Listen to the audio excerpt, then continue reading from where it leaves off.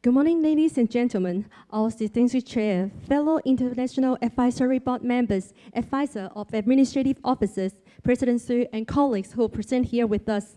And good afternoon and good evening to our IAB members who are with us virtually. A very warm welcome to the 2022 NCKU International Advisory Board meeting. My name is Joanna, and it is with my great pleasure to be the announcer for today and be able to walk you all through the sections. Now, today, we are delighted to have our IAB members who join us from different parts of the world in person and virtually to provide their valuable suggestions on NCKU's performance and future development.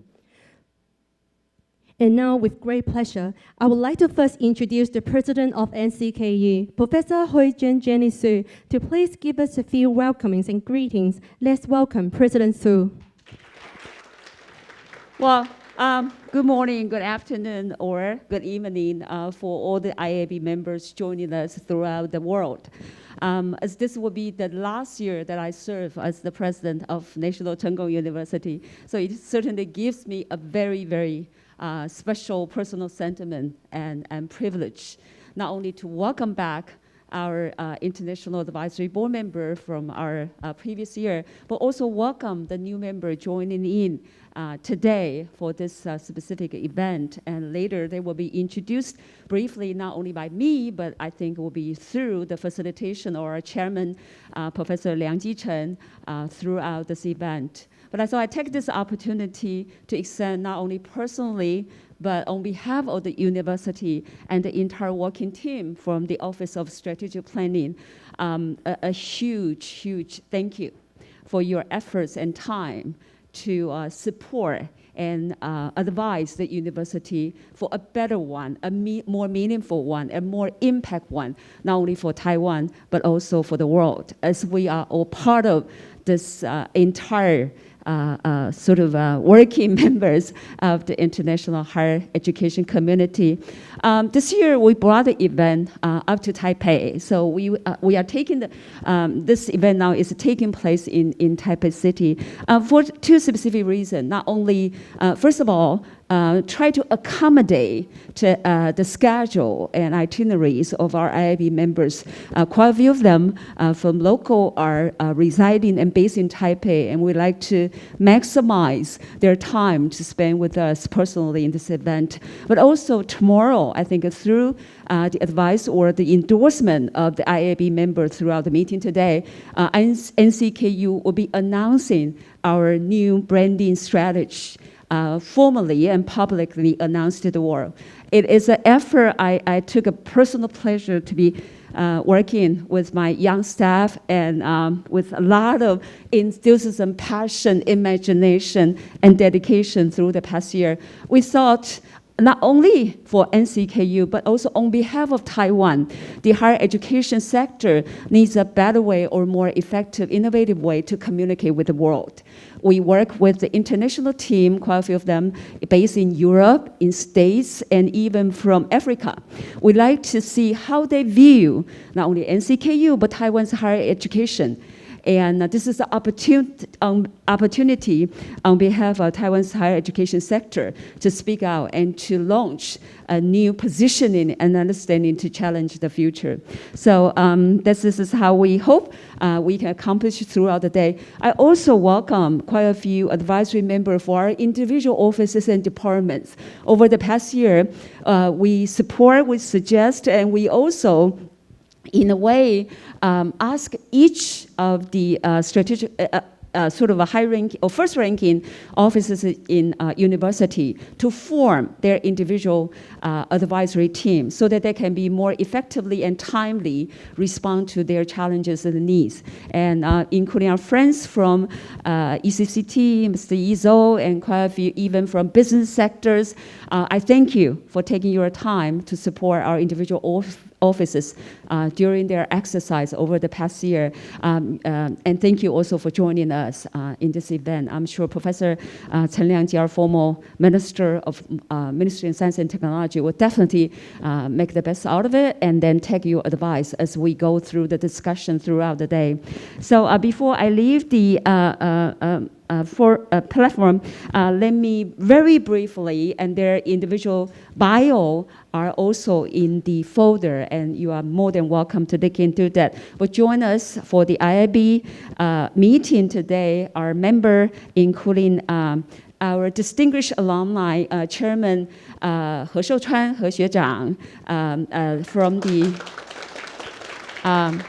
his most admired accomplishment in the past years is the form a new academy across the discipline and then challenge for a sustainable world for the future with his own resources, his wisdom, his networking throughout the world. We also joining us academician Liao Yizhou, Liao Yuanshi from the biological sciences area. And our new board member, Wu Shoushan, Wu Jiaoshou, is now also the chairman of Taiwan Securities and Futures Institute. Certainly, we look forward to his many years of experiences, not only looking at the government across ministry policies, execution, but also the view as to how university can be better connected with the society in the future. We also have academician Yang Weijia, Yang Yuanshi, kindly over the past couple of years fly back and forth and sustain and manage the quarantine and supporting the university's discussion. Academician Chen Lingjing, Chen Yuanshi, okay, in the pharmaceutical area. And now I know online, my friend, Dawn, Freshwater Vice Chancellor from the University of Auckland. She's been a long time friend with me, but personally and officially supporting the International University Network and the very first female Vice Chancellor for University of Auckland. And then also, our beloved and distinguished alum, academician Wang Kanglong Wang Yuanshi from UCLA, EE area.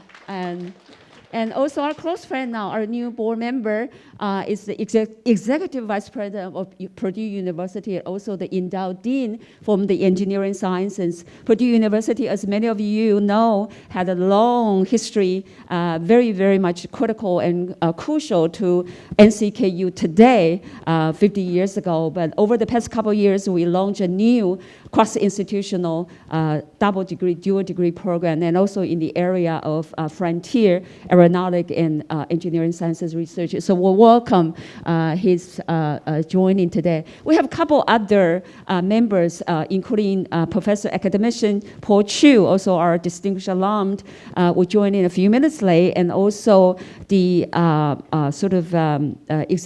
Senior Executive Vice President for Nanyang Technological University, the former president or vice chancellor of a Chinese Hong Kong Chinese University, Professor Shen Zuyao, and will always also join us shortly. So without any ado, ladies and gentlemen, let me proudly and with a lot of appreciation welcome in our chairman of the IAB, Professor Chen Liangji, to take the floor. Thank you.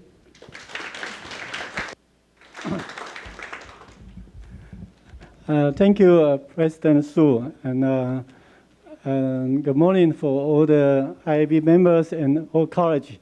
Welcome to join this annual meeting. And we have 6 members of the IAB member on board, and suppose we will have 5 members online. So it's very nice to see all we can join together to help the university. As the IAB chairs, we are very delighted and very pleased to see that the NCKU, the National Cheng Kung University, has a lot of progression in the past years. Especially, I think it's under the leadership of President Su. So before the IAB meeting, actually, all members have some discussion that we hope that we will have official statement to make the resolution of the IAB meetings. There is the document here, so I will spend a few minutes to speak for all the members.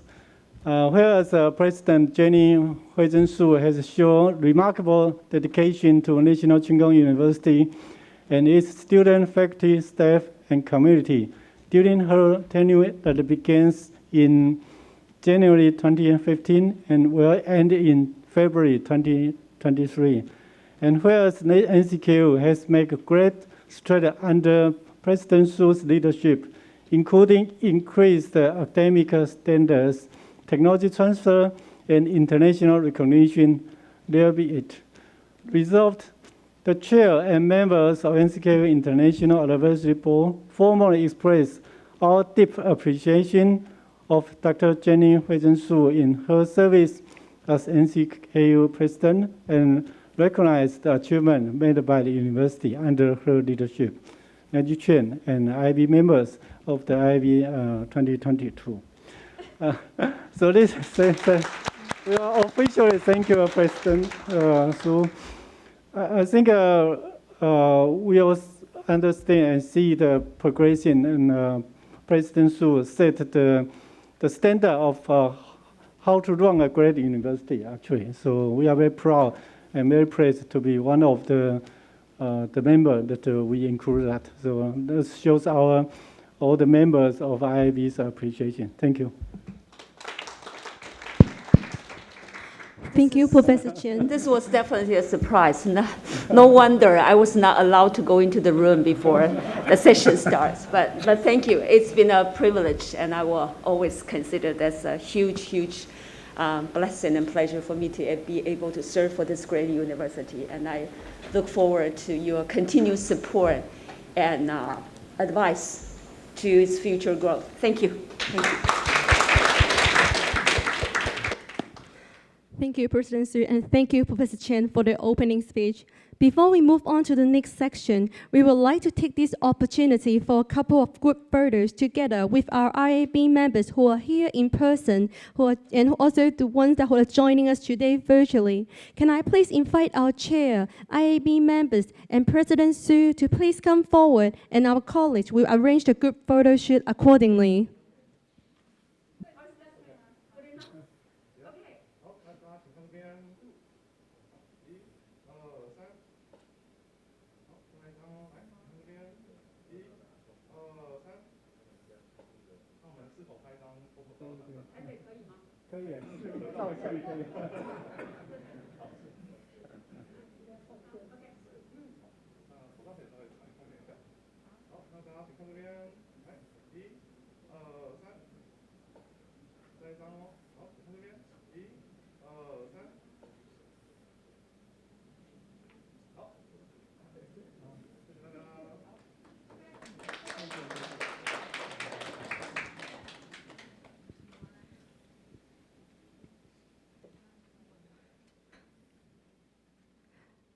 Thank you, everyone.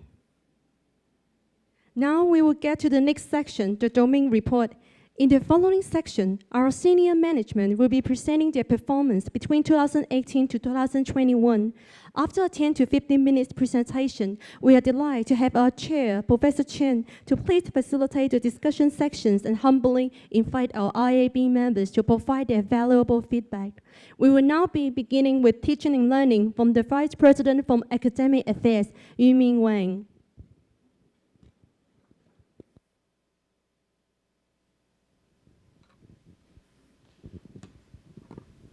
Good morning for our committee member in IAB and my all colleagues. Today I'm going to present, I will do the first one, domain reports about the teaching and the learning parts. Yeah, okay. Actually, in NCKU, we would like to be a kind of sustainable system. I would like to be a sustainable system in response to NCKU mottos as I pursue the truth through exhaustive reasoning.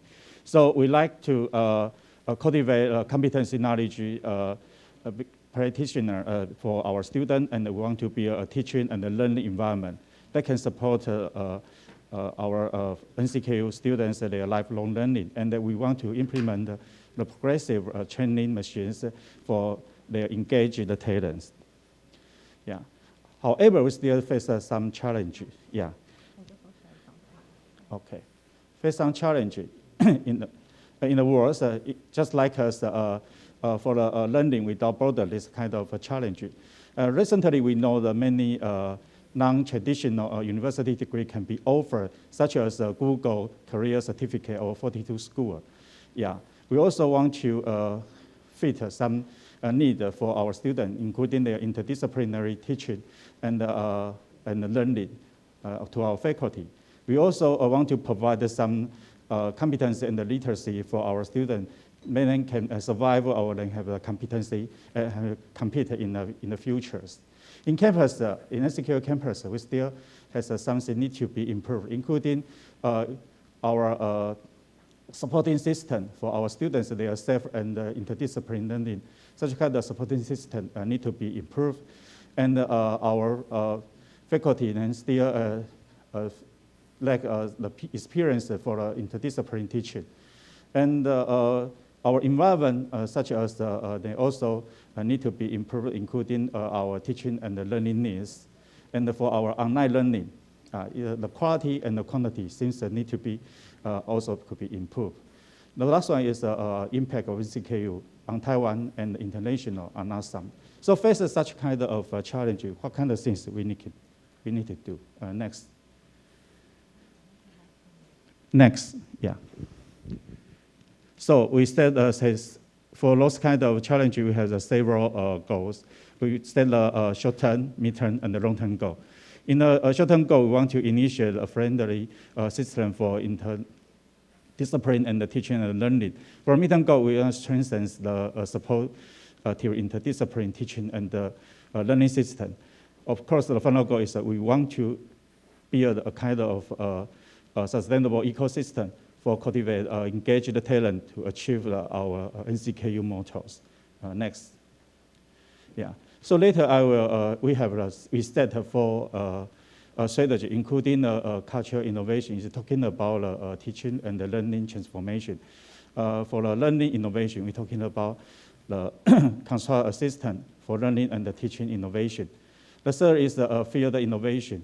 We are thinking about the borderless university for lifelong learning. And the last one is our region innovation. We want to make our students that have some practice experience, then become engaged academics. Next. Yeah. So later I will go through those strategy one by one. The first one is strategy one is cultivation innovation. It's talking about teaching and the learning transformation. Next. Yeah. Actually, in NCK, we already established virtual college. It's a so-called college X. It's an interdiscipline and the practice platform. In the college, we provide some many courses, including the cornerstone course. We make our students then can have some future literacy, including have analytical ability, then become brave, and then has a community skill. And then also can have the design thinking. And the final is we hope our student has empathy. Yeah. So we through some kind of problem-based kind of learning, we also, such as we can combine SDGs, such kind of issue, and make them to combine them and to generate a transdiscipline capstone course. So use that kind of course to enhance our students' their transdiscipline experience and the practice experience. Yeah, next.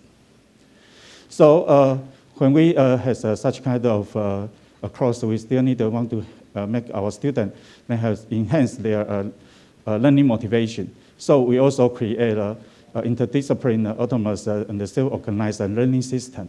So for this kind of strategy, you can see our NCKU students, their learning motivation is getting increased.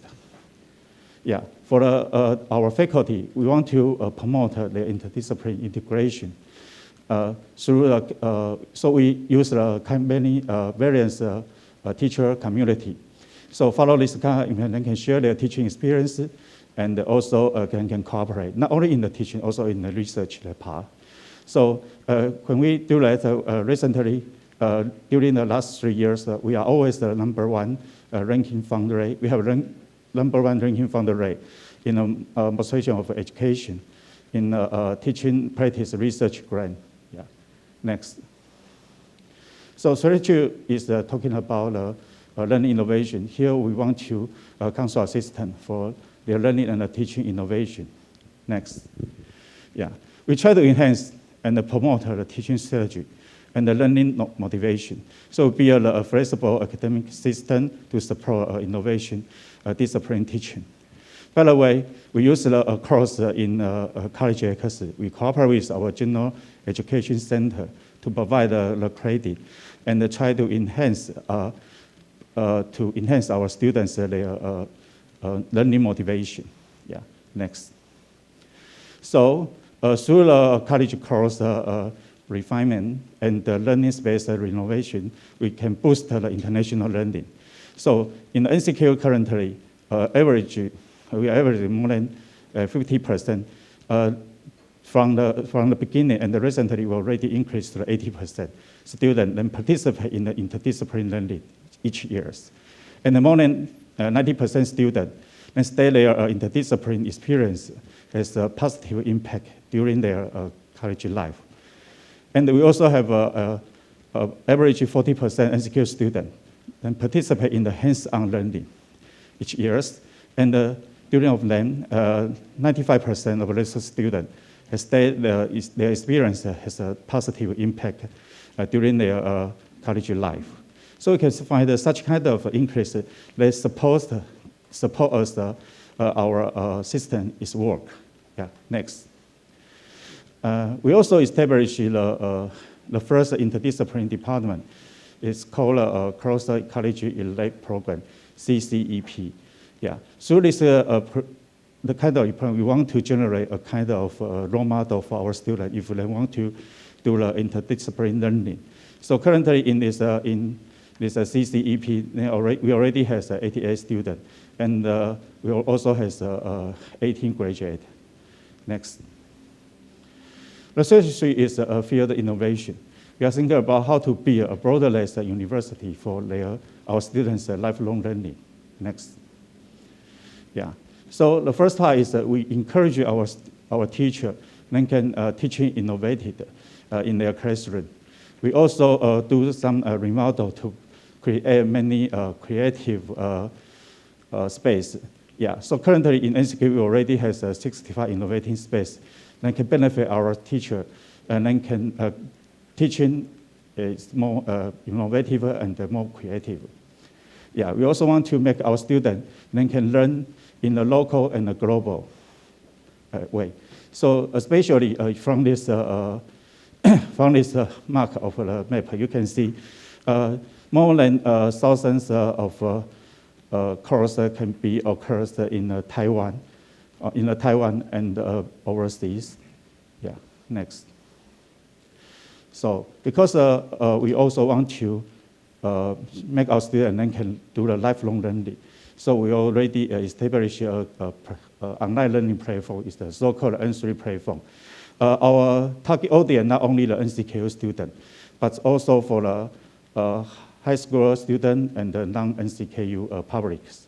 In the system, we can provide a synchronized and asynchronized online course, and we also can do the assessment, and we also can provide a certificate and a portfolio to try to give those our students has such kind of incentive and encourage their learning. Of course, we will combine the advanced technology, including the AR, VR, and our N3 platform. Next. Yeah, so for strategy 4, we are talking about a vision innovation. Then because, as I said before, we want to make our students has appraise his experiences and make them become engaged academics. Next. Yeah. So we want to change something is usually our students, they are learning pathway and happy. So we develop Exploring Thailand course, and we try to make our students then can know their history, Thailand's history, and experience Thailand's culture through a lecture and field investigation. We also the first university in Taiwan to promote UN Sustainable Development Goals, SDG, and follow our previous achievement and those work. Currently, last year we already become the ranked first one in Taiwan in the 2021 THE World university impact ranking. So we also, through the teacher community, think tank, and USR's exchange platform, we try to strengthen the connection with the local community. So in this year, we also have win the first one prize in the USR category. That's awards by Global Views monthly magazine. Yeah, next. So follow our those strategy. We're still thinking about face the ever-changing future. We believe we have to break away from the current framework of higher education to cultivate a professional and interdisciplinary talents. For our students, they can respond to further future social needs. So NCKU be a friendly international and also for the interdisciplinary practice learning environment. And we try to, for our link, our four strategy, including the cultural innovation, learning innovation, field innovation, and the visual innovation. We will continue to deepen those kind of talent training model based on those strategy in the future. Okay, I will stop my talk here and take the question, suggestion, and the discussion. Yeah.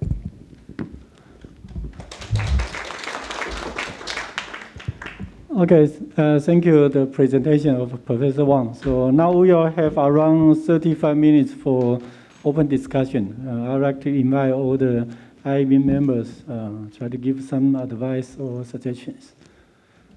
Anyone will first?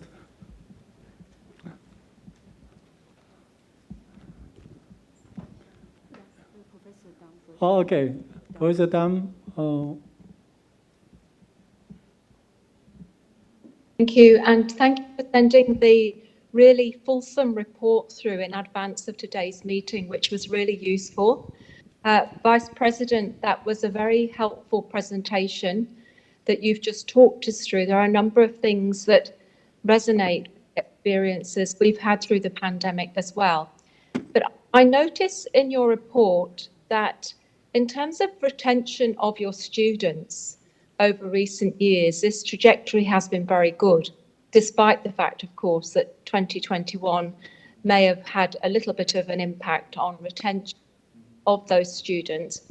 At the undergraduate level, I wondered if you're seeing and your faculty are seeing any lost ground in those students who are coming from school and rolling into the university as a result of the pandemic. And my second question, I'm interested to know how you fulfilled your commitment to participatory learning in the last year, because this is obviously something that you're really committed to, but very difficult to achieve in the context of a pandemic. My third point is related to your goals and your vision for teaching and learning. I'm interested to know how engaged your academics, you've talked in your vision about students to become engaged academics, how engaged your academics have felt during the last 12 and 24 months, because it's also really been quite difficult for them. And this sort of lends itself to my comments that will come later on around health and mental health. So there's a lot there for me to think about, but just points that I would like, perhaps if you may, feel able to respond to. Mm-hmm. Yeah, very thanks for your question and the comment. Yeah, actually, I think all your three questions always link with the pandemic issue. Yeah, that's also the reason. Currently, we are thinking about how to make NCKU become a university that can benefit our students, then can not only learning in the university, but also they can learn through their whole life. So that's also the reason we are constructing the online learning platform. Yeah, especially if you are talking about a pandemic issue, for the synchronized, we provide the synchronized online course and the asynchronized online course. Yeah, synchronized online course still has our students that just like us, and it has some lecture and such kind of, they have no problem to have that. However, if you're talking about the practice lab part, it's really a big challenge for us. Yeah, we know the many courses if we don't want to do the practice. So at this moment, it's not very easy. Always we can, that's also the reason we want to develop a kind of, just like us, include AR, VR, such kind of advanced technique in our N3 platform. Through those kind of AR, VR technique, we can make our students still can do the hand-on such course in their, even they cannot go to the campus. Yeah, they still can do at home or any place. So that's the reason right now we are trying to solve that. Yeah. Okay. Okay, yeah. Thank you for the question and answer. I think Professor Freshwater asked a very quick key issue for all the university actually in the past 24 months. We all got the problem how to have the student participate during the course, especially for the pandemic season. So NCKU has a very good practice by using online technologies. Sounds very good. Yeah. Any other suggestion or advice come from our members? Professor Wang? Wang Kanglong, yes, yeah. Yeah, so wonderful presentation, by the way. I really appreciated the major initiative in strategy, a very nice strategy in my opinion, in particularly in borderless university and others. I was curious, you know, we have very good strategy. I'd like to learn two specific things. What are the major challenges that of Taiwan University, for that matter, global university education, number one. Number two, what are so specific challenges that we want to attack from NCKU's point of view? Yeah, okay. It's a very good question. Yeah. Actually, if you are talking about what's the major challenge in Taiwan and foreign university, I think the most challenge is in Taiwan, our education system is quite fixed. It's not very flexible compared with foreign university. Actually, we know, just like us in Taiwan University, you need to have 125 credit. However, even you have such kind of credit under a kind of course map. Yeah, through those course map, then can learn by step. However, currently students, because then always their growth environment is in the internet.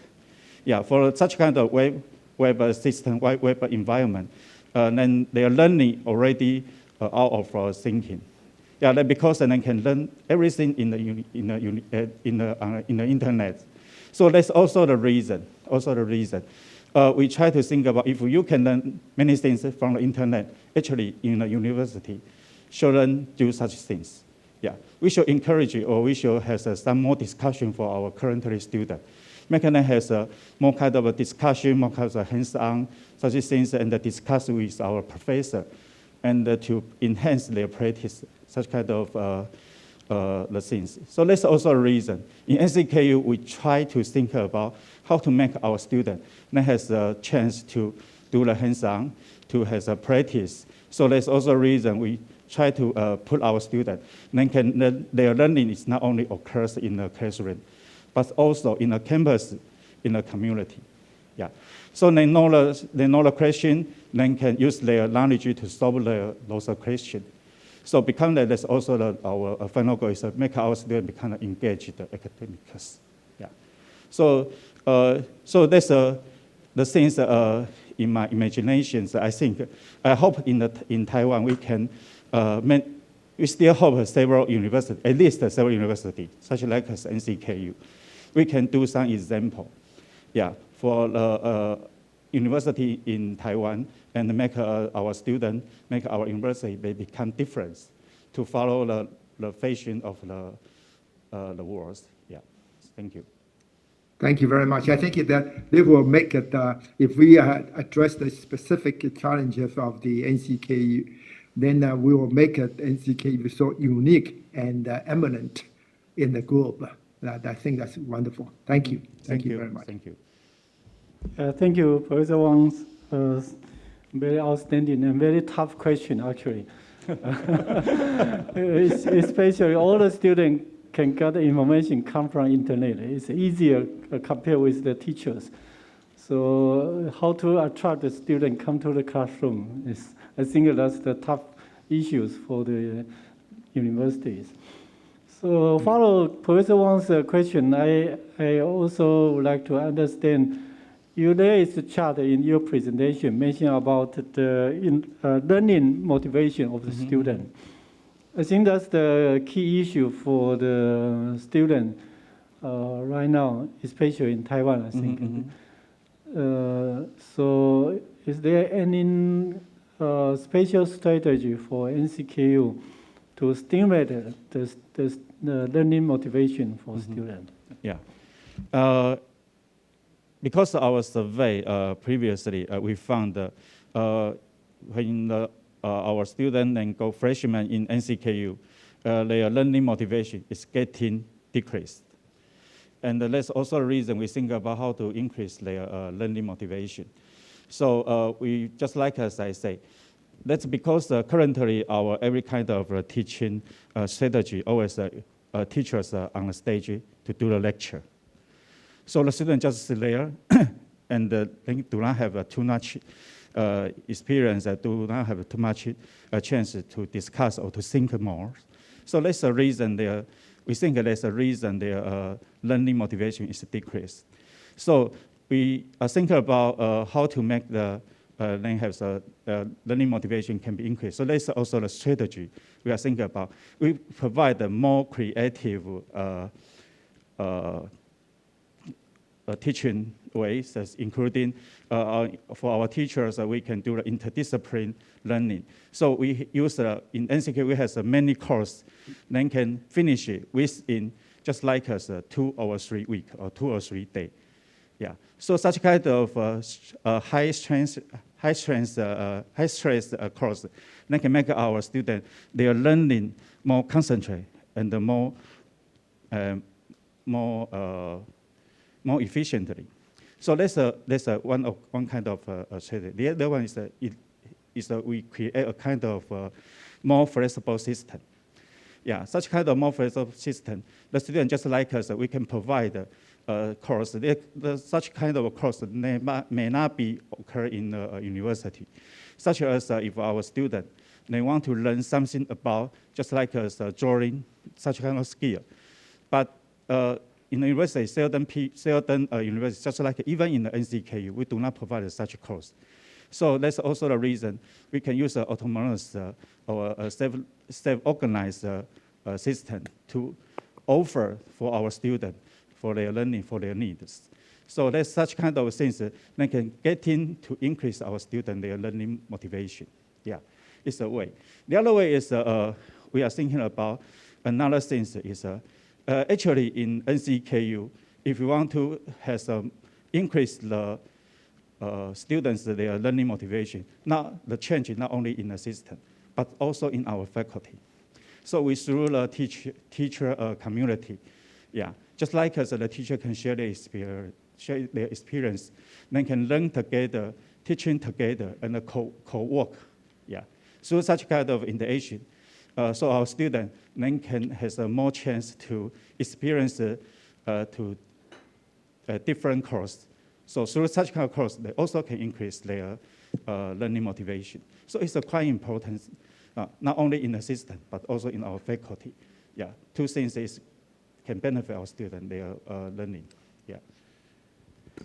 Okay, thank you. Thank you a lot for the explanation. I think NCK could be very good to put together all kind of strategy, to become like a case study for other university to be the standard, one of standard. Especially you have already have the index to mention what is the learning innovation. This kind of criteria, I think, is very good to help us, teachers also and inspire students. So, yeah, that's good. Thank you. Thank you. Professor Dan Freshwater. Okay. Yeah, just to comment, you just made the comment yourself, I think, which is in response to the Vice President's comments, which is that, of course, it's important that we work really hard with the student motivation, but at the same time, a lot of what we see reflected in the student motivation is also the staff motivation. And so there's a huge amount that we have to think about globally in terms of staff development, upskilling our future workforce and thinking about the academic workforce of the future. And I agree it's important to think about the concentration of the learning that you were talking about, Vice President, but it's also important to help foster a critical mindset, most important. So getting that balance right between concentrated learning and fostering the process of developing a critical mindset and then supporting the academics to really remain motivated in that sort of, supporting fundamentally what is at the heart of the educational processes, which is, of course, learning to be critical and to use judgment. So not really a question, but just some reflections on the conversation that's unfolding. Yeah, thank you for your comment and suggestion. Thank you. Tim Jiang, your turn. I hope you can hear me. Yes. Great, wonderful. Well, first of all, it's a delight to be among this august group and to participate at the NCKU IAB. And I want to congratulate again President Su, her leadership team here, as well as all the faculty, staff, and students in propelling NCKU to even greater heights of excellence and impact. And Purdue University and its College of Engineering are honored to be able to continue to broaden and deepen our collaboration with NCKU, which started as far back as in the 1950s, when the United States government, through the Formosa Taiwan project, funded a number of key initiatives, including the growth of what is now the NCKU. And Purdue University, especially its engineering college, we're very proud to be able to provide a lot of support and to have many of our, what we call Boilermakers, stationed in NCKU for over 13 years. And listening to Vice President's presentation, I want to again express the very well-founded enthusiasm here in what NCKU has been able to do in teaching and learning innovation. I have a question and a comment. The question is on the master students, the kinds of students that you can attract and educate, and where do they go after receiving a master degree. I'm particularly curious because, as President Su alluded to just now, that Purdue Engineering has signed at the end of 2018 a dual degree program, BS and MS, in several engineering fields. And the comment is on the undergraduate learning experience outside of classrooms. As someone once said, that it is not just how much we cover, but how much we uncover together through the educational process. So here at Purdue Engineering, we launched a GRIT program, a GRIT, G for global, R for undergrad research, I for industry co-op, and T for team-based project experience, to make sure that the vast majority of our undergrad students will be able to graduate with at least one of these extracurricular and co-curricular experiences. So I'm wondering if there will be room for furthering the programs that NCKU undergrads can take. But that's more of a suggestion and a comment. The question, with a question mark at the end, is really around the master level education. Over. Thank you very much. Actually, NCKU is a comprehensive university. We have close to 50% graduate student. Yeah, and we think about when we teaching our students in undergraduate, just like as interdiscipline or such kind of more flexible learning in the NCKU campus. We also, next step is, as I say, we also hope those creative students can continue to have joined our graduate program. Yeah, so we also have many encourages strategy and encourage scholarship to benefit our students and can continue to learn in NCKU. So I think it's also a very important thing.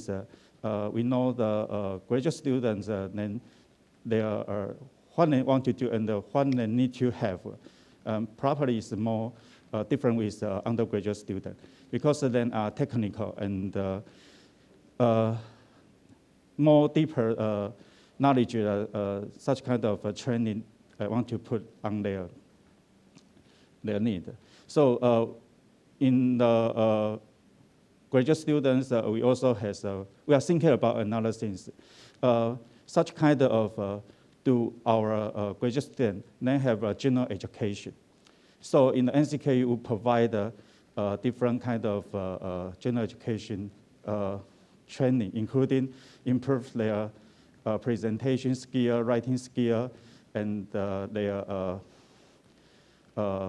academic ethics, such kind of issue to learn.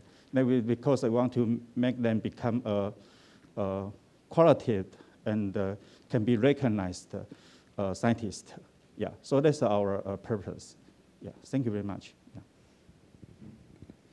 Yeah, thank you, Professor Jiang's comment and advice. And actually, I would like to also congratulate that Purdue University have the joint program with NCKU. I think it will help NCKU a lot. So, and also we hope to continue to grow that. Oh, sure. And thank you, Chairman. Sure, and also Tim Chen just mentioned that there is a very good example of the undergraduate students program. It's called GRIT, right? So, yes, indeed. Yeah. Well, that is just a silly acronym, but indeed we hope to connect what they learn in classrooms and labs to other parts of residential experience. Okay, so I suggest the NCKU can take some deeper study what's the program running in Purdue University and try to adopt some good process to come to NCKU. That will be help a lot. Yeah.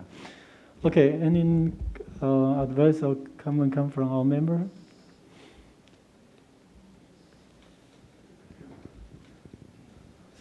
Okay. First of all, I'd like to congratulate President Su and the entire team for the great accomplishments and the contributions. I was very much impressed by the fact that NCKU has created a new space in higher education, learning, and teaching, where NCKU can exercise its leadership. This is a remarkable accomplishment, not just in Taiwan, possibly in the whole world. It's truly remarkable. I have one question for Professor Wen. Mm-hmm. How would you celebrate your success? Yes, because yes. Yeah, it's a very good question. Actually, just like I said, our purpose is want to enhance our student, their learning motivation is increased. The other one is we want to make our student then in the future then can survive. Yeah, it's quite important things. Yeah, and also can face the challenge and solve the question in the world and become has a impact, contribute some impact to this world. Yeah, just like as you mentioned, in NCK we are only focused on the change in the software, including change our system, change our faculty, their teaching way, and we also do something just like us. We remodel some teaching space. And our currently survey also demonstrate such a kind of teaching space then can create and also benefit our students. Their learning motivation also increased. So not only in the software, also in the hardware. We need to do such things and work together. Yeah, but your question is very tough for me. Yeah, it's also President always ask such a question. Yeah, how to make sure NCKU students, when they graduate, then become a successful people, especially in the world. But unfortunately, I also can see many of our very, no matter it's undergraduate or graduate then graduate, just like us, all our alumni, they has a very good achievement, at least in Taiwan, and they also can help our country can be progress and also do their contribution to the world. So currently, I still has a not so efficient or not so effective way to tell you how to evaluate it. But I think it's always the question. We will continue to think that. Yeah. Excuse me, I have another question. I always consider teaching, especially classroom teaching, a performing art. So any possibility for NCKU to produce superstar teachers, say for example, for statistics 101, for physics 101, so that a superstar teacher with the support of the entire university can produce a whole series of fundamental classes. Then through advanced technologies online or through other means, then the NCKU courses, especially those basic courses, will become a standard for the entire world. Mm-hmm. Yeah. That's just one thought. Yeah, Professor is a very good point. Actually, it's also my dream when I be vice president in academic affairs. That because there's also a reason we want to develop an online course. Yeah, just like as if a teacher then can become a very effective or very something or famous in the world, no matter in his teaching or no matter in his science. Yeah, so we can, if we can provide such a kind of wonderful people, especially can increase their impact. It's a very good for and also sound the NCKU in the world. I actually have a dream. Say for example, NCKU produce physics 101 or biology 101 for the entire world, such that Purdue can use NCKU online courses to teach their students. That would be wonderful. Yeah. I will keep it in mind. We look forward to it. Ding Jiang can help to make that dream come true. Yeah, okay, very good. Together we can make that happen. We'll be delighted when that arrives. Mm-hmm. Yeah, we will try go for that. Yeah, thank you for the very good suggestion and advice come from Professor Yang. And actually, NCKU performed very good in one index called SDG, as VP Wang just mentioned. The ranking is very good. Not only the ranking, but also in Taiwan, we have the private sector to give the so-called USR award, University Social Responsibility Award. Yeah. NCKU continues got the award. So follows Professor Yang's suggestion. I think it's good to have some reward directed to the teachers. They perform well in professional or some education skills. So especially we call it learning and teaching. It's actually the one way for both sides. Yeah. Inspire the student and also need to encourage the teacher. So if the VP1 can propose some good system to encourage the teacher, especially the star teacher, then I think they can have enough or larger encouragement for the teacher that they will try their best to have the teaching innovation. That's also very good to stimulate the student for the learning motivation, I think. Yeah. So we can keep in mind and try to have some. I think Professor Su has a lot of resources. So if you can have the proposal, you always can get the supporting come from President. That's for sure.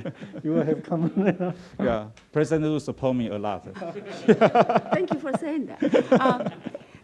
Yes, Chairman? Yes, before we leave the session, I thought if I could have a few updates or maybe added notes aside from what VP for Academic Affairs, Professor Wang had mentioned.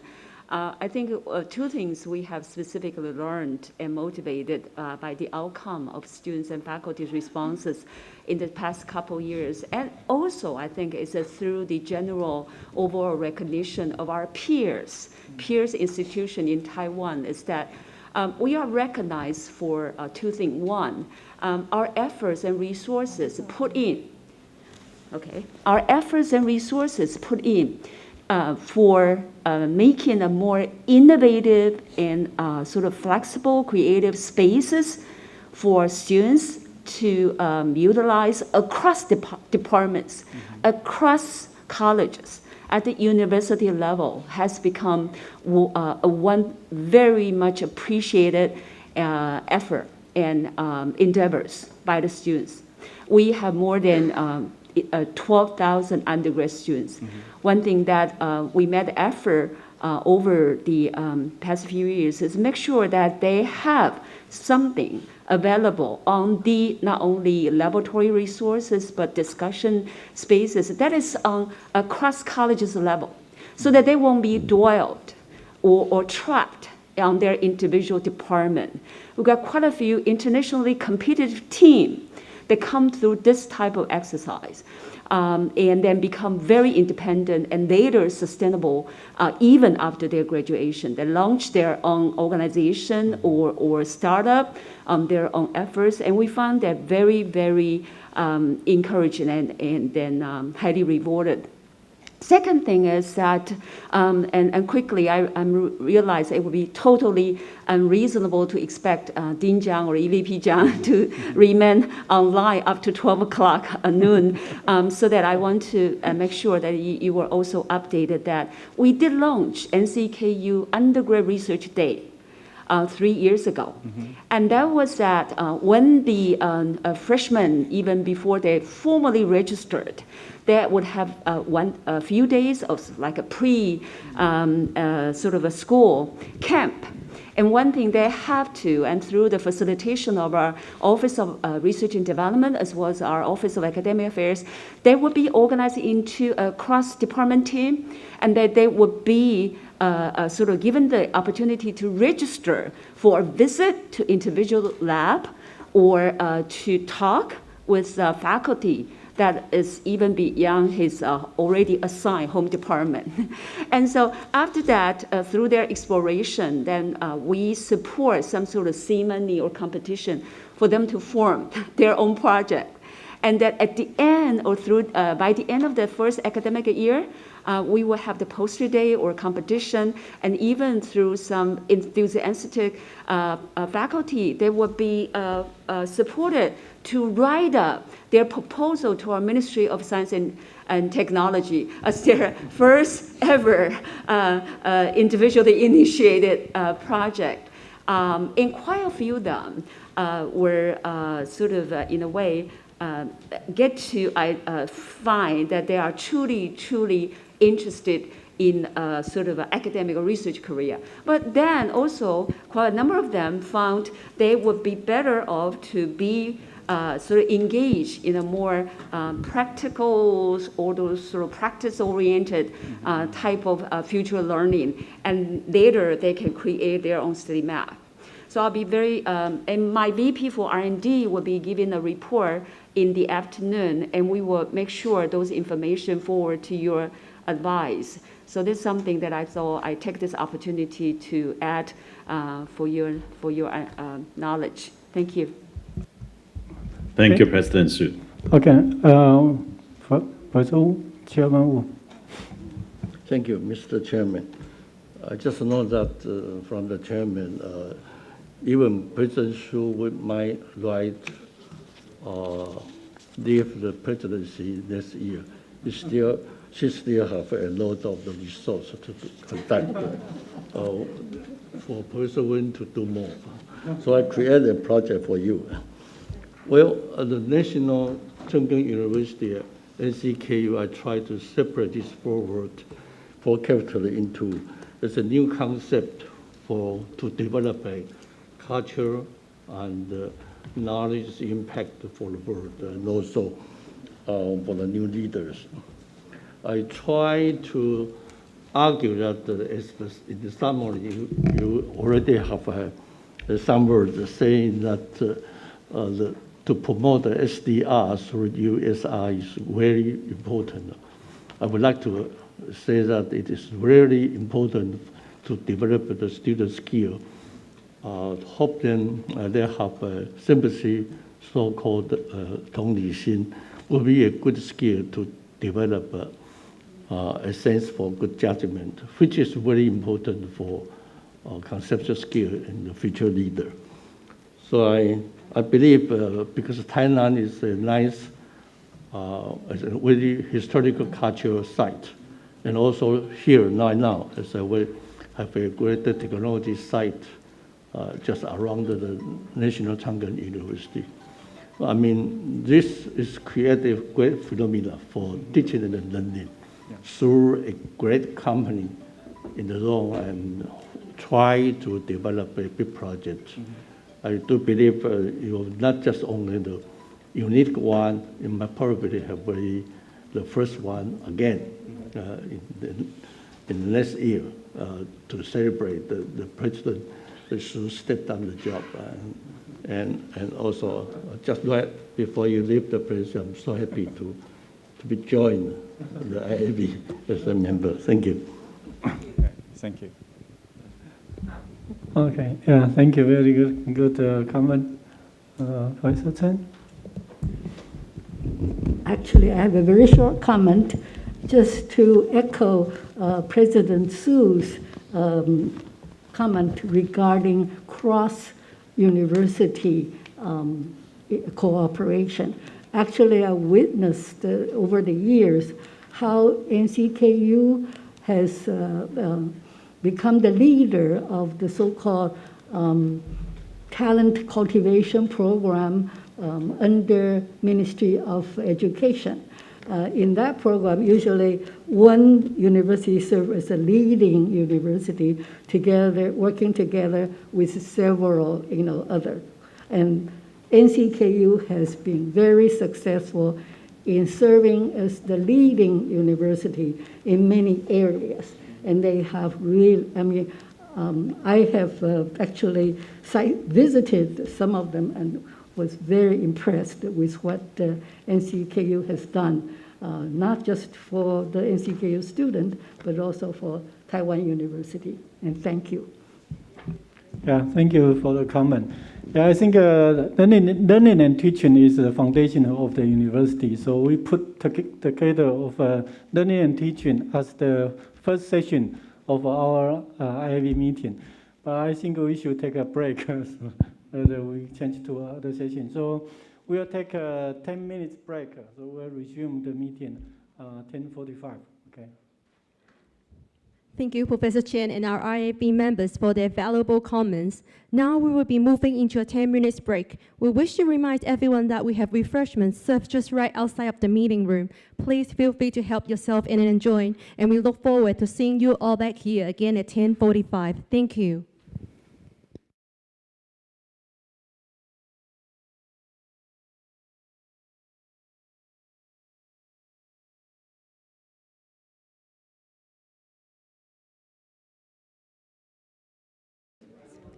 Welcome back to the International Advisory Board meeting.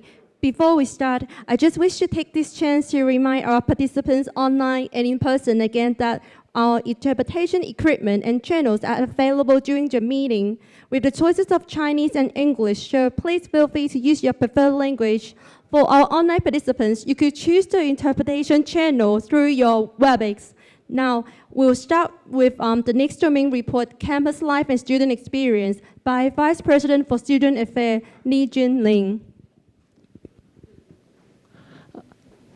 Good morning, Chairman and ladies and gentlemen. I am the Vice President for Student Affairs. I will introduce our advisor board, Hui Zhengke, Vice President from Asia University, and I will present the campus life and the students experimental domain report in Chinese. So later I will speak in Chinese, and then I will more can comfortable and share time to present our ideas. Okay. Next one. That's all for myself.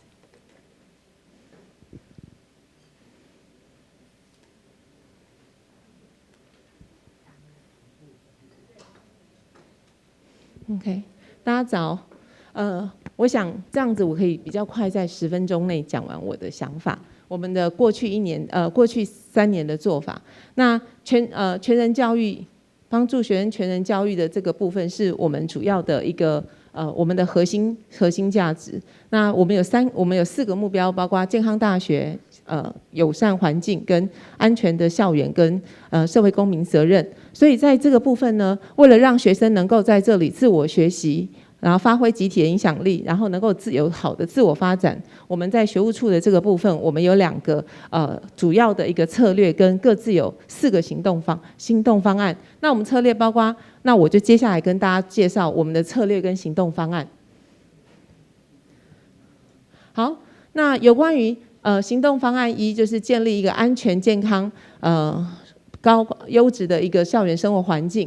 那在校园安全的部分呢，我们链接学校的24小时的校园的一个系统，然后智慧校园的一个安全的，这个可以看到我们学校已经建构完成的一个是安全智慧校园的全部的一个监控系统，然后透过24小时的一个校安的一个警戒，同时呢我们现在还是维持的夜间有一个护送天使，让晚归的同学在实验室的同学能够在校区他能够安全的离开校园。那在整个校园里头，我们也连接了紧急的一个联络系统。那同时呢，我们也在不同的课程里头，那提醒同学在夜归还有晚上自我的一个防御的警觉性。好，特别是在所谓的安全的这个部分，我们透过了在宿舍里头所有的一个通知的一个系统，那提醒同学注意配合学校的政策。同时呢，我们也提供了自我安全，谢谢总务处跟我们一起共同提供了一个比较好的一个防御的自我健康管理的一个宿舍群。那让我们的学生在离开了整个隔离的系统之后，能够有一个舒适的一个有一个隔离的自我健康管理的空间。那从这边大家可以看，在过去1年当中，从2020年到2021年这个时间点，我们提供了学校的一个自我管理的健康宿舍，那让同学能够在这个地方进行自我的健康管理。那同时呢，我们也要求所有的社团跟所有的学生活动必须要缴交所谓的在 COVID-19 下面我们所有学校的政策的计划书。在这1年当中，在过去1年的情况下，学生们总共提供了将近3000份的他们的防疫计划书，也就是在各院的学生在进行活动，或各系所或者是各社团进行活动的时候，我们都会希望他们能够自我负责，提供比较好的一个防疫计划书。那同时呢，我们在 COVID-19 期间也提供了进行弱势学生的一个生活技术跟辅助计划。那这个辅助计划将近超过1000万元以上。那在整个优质的健康环境里头呢，在这个期间里头，不管是学生的身体活动，或者是健康的校园生活，还有整个餐厅的饮食，我们在这里都学务处在这里都做了比较非常严谨的一个引领，然后让学生能够自主，同时也注意他们的校园生活安全。那在改善整个生活环境里头，在校园的生活环境里面呢，那大概主要是2个区块，一个是所谓的学生的一个活动空间，它跟它的设施，包括学生活动中心跟社团的一个活动的地方。另外一个呢，我们也改善宿舍的环境。特别是东宁宿舍，我们期待在2023年，在多年的争取下，它能够完成996床的一个东宁的宿舍。那在这里头也看一下说，我们过去3年，每1年我们都针对一栋宿舍进行新的一个改造计划，让同学在学校里头每1年都会我们最资深的宿舍已经超过40年，好，那甚至有达到60年的宿舍。那这个大家住在60年的宿舍里头，也因为每一年都有改造计划，那投入了很多的资本，即使他在60年的宿舍里头，他住起来也能够觉得比较自在，然后在校园里头能够自在的学习。那接下来在有关于学习的生活系统里头，那我们也提供了比较好的一个有关于学生的预警教育跟我们的online 的线上学习系统。那这是我们在台湾也很有名的粉红点的活动。那我们的諮商醫化系统也是觉得也是我们目前的重点之一。所以在策略2的部分，我们主要强调的是我们组织健康照护的一个心灵团体，特别是协助我们的同学在自我探索的部分的一个部分。那在每一年有超过6000位的人次的同学寻求我们的心理諮商。那在这个地方大家看到说，每一年在校方的支持下，我们逐渐增加我们的心理师的人数。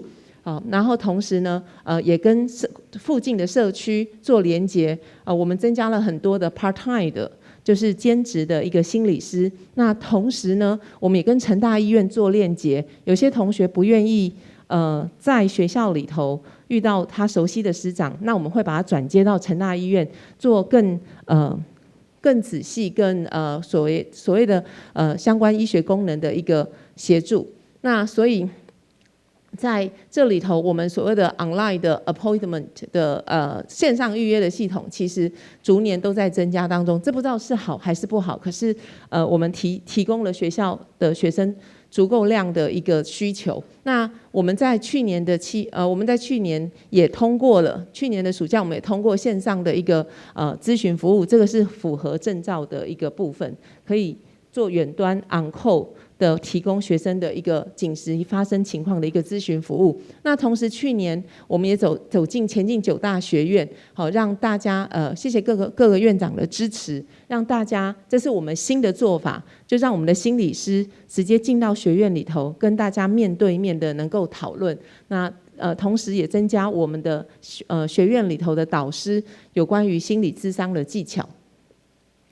那另外一个呢，接下来在多元环境的尊重，还有弱势的经济不利的学生的辅导上面，还有提供他们比较友善的环境。那同时呢，除了提供友善的环境以外，我们也提供了不同类别的在经济上的支持。那去年学校我们学校每年大概投入要将近2亿的一个支持。对弱势学生或者是特殊族群的学生，包括助学贷款，包括安心就学，包括各类的奖学金，超过2亿以上，协助学生能够在这个环境里头有一个比较好的安心的一个环境，他在这里能够活泼的学习。另外一个就是有关于公民社会责任的这个部分。那我们希望透过在学务处里头，我们链接相关的社区，链接相关的企业跟 NGO 组织，让学生能够对接提供他们的支持，提供所有的支持。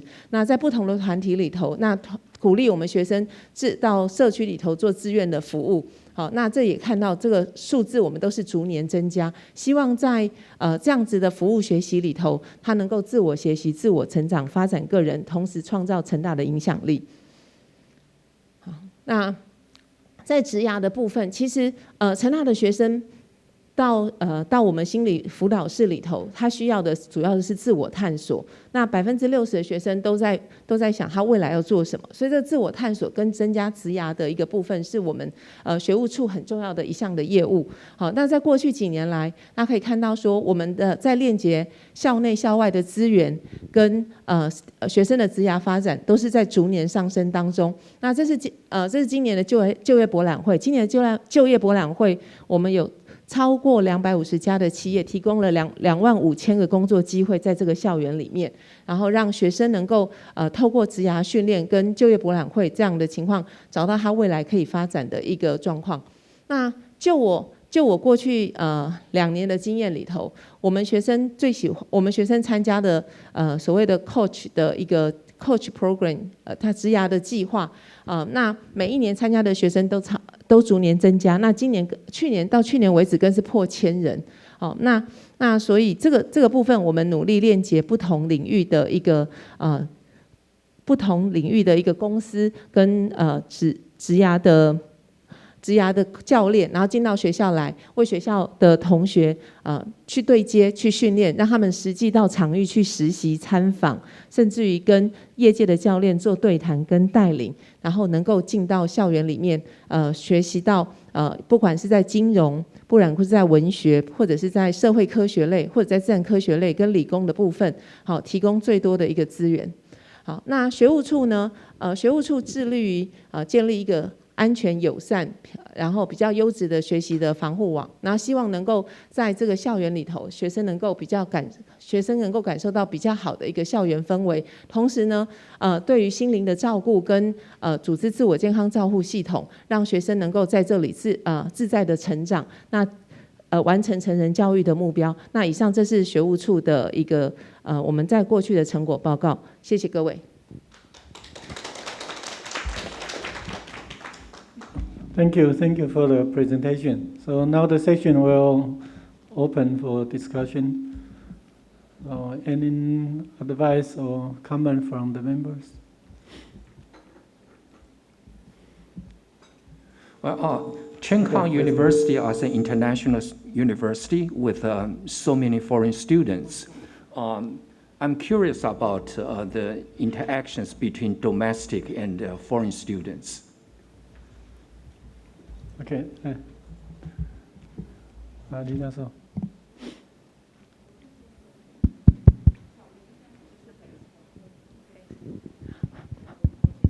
Yeah. In Chinese, okay? Can I speak in Chinese? Yeah. Okay. 我们在成大里面有很多的活动，其实不限于是国际生或者是本地生的活动，他们其实是有其他的一个交流。那在宿舍里头，大家也都住在一起，并没有分在不同的一个它是不是有不一样的一个活动？好，那大家在所有的活动设计里头，比方说我们今年的客家社团的负责人就是日本人。好，对，就是像类似这样子的话，其实是我们希望他们能够join each other。所以我不知道国际长是不是也要补充。Yeah, so we do have a program called Buddy Buddy Program, which like our local students serve as the volunteers to help the international students to get used to the environment where they newly arrive.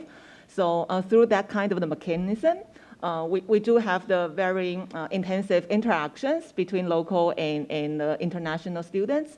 And just echo what VP SA, Professor Lee mentioned, in many of the classrooms, we have the mixture of like different viewpoints and different students from different backgrounds. So that's how this environment, the campus, tries to serve as the like borderless or the international environment to help the students.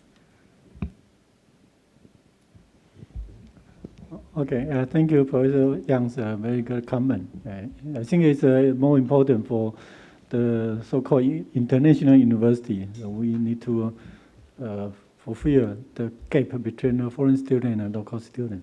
I think NCKU has doing very good, and the international student actually is growing. Even in the COVID-19 season, I think we got a lot of students come overseas to Thailand. Any other advice or comment from our IAB member?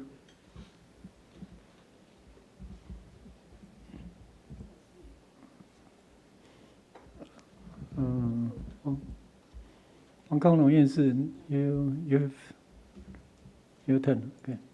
你好啊，我这个林老师，我是想啊，你们学生这几年来有没有这个心理上问题？你怎么解决啊？你怎么调查他们的心理情况？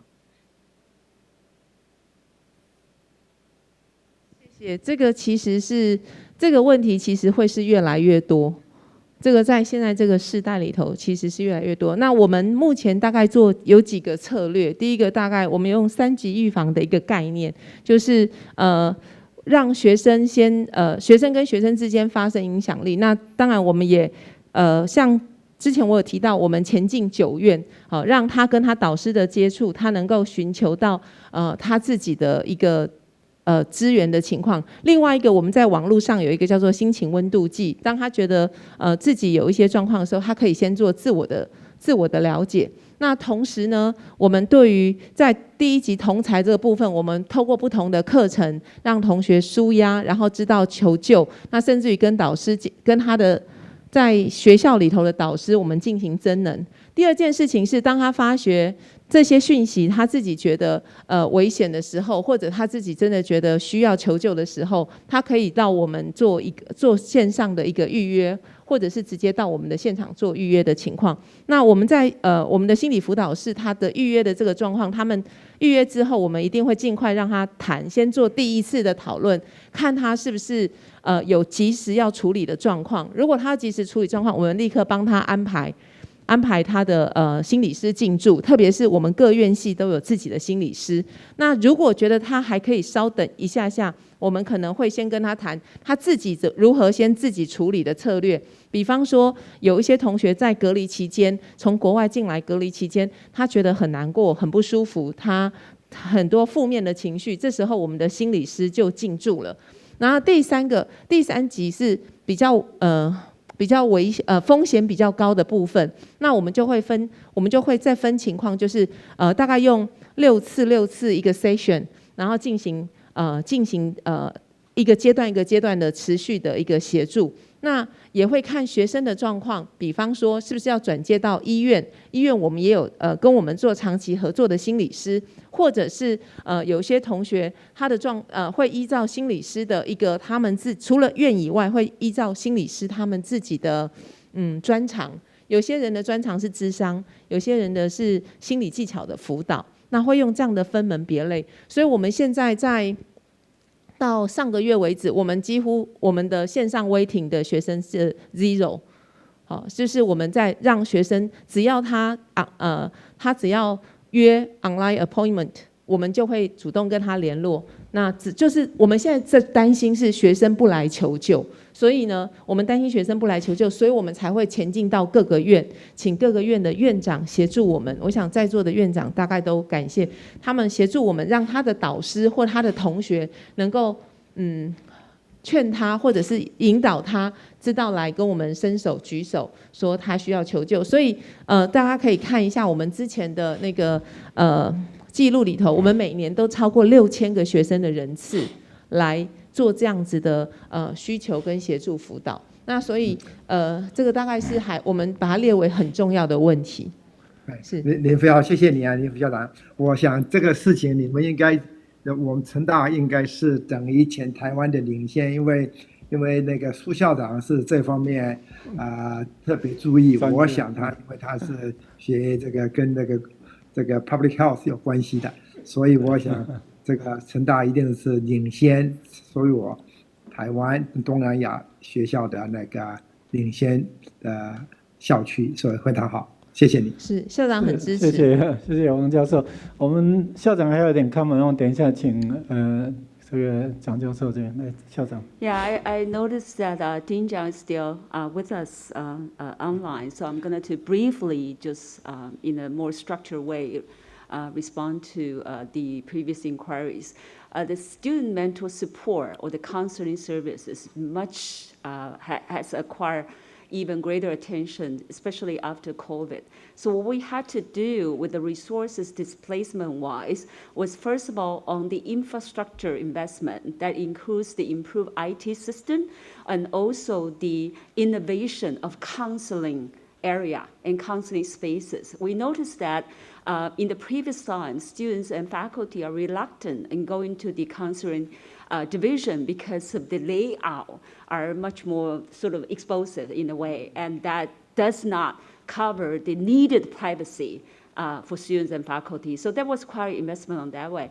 Professional staff was also something that we have to add on the supporting group. And fortunately, we have a highly ranked hospital. We have faculty support from there, but we also put in sort of a budget for allocating more staff numbers to the counseling division so that they can be more timely and effectively respond to the student need. So one number that VP Lin already has provided was that the queue time in waiting and getting to the services support is now down to 0. So as long as you are willing to call on the help, we will be almost readily available to provide the support. So finally, I think it's sort of the peer support from not only the student group, but also we call the attention and for all the faculty and advisor to spend more time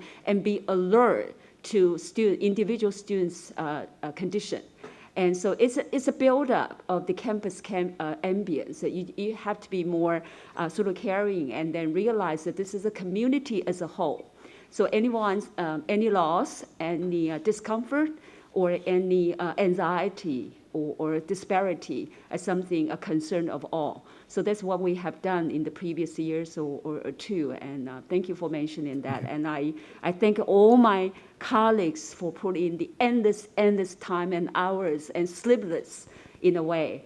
They have to be up 2:30 in the morning or even sometimes into they are just because there's an urgent call or urgent information coming from any corner of the campus, and so I thank them for that. Yeah, so President Su, I congratulate her on the success of what I knew that under your leadership, this will not be a major issue, and you will be the leading figure in Taiwan. Anyway, I'd like to apologize to Vice President Zhang that for using the Chinese. I hope I did not constitute any misunderstanding. I hope I'm so happy that President Su explained it to you what my concern was. Okay, thank you. No worries. So your turn, Vice President Zhang. Yeah, well, thank you, Mr. Chairman. And it's clear that very innovative care has been deployed at NCKU to take care of the safety, health, and the mental well-being of all the students. So thank you for presenting a very comprehensive picture on that. The question I had in my mind was the engagement of NCKU alumni with current students. And there are many outstanding alumni, including many around us at this virtual room right now.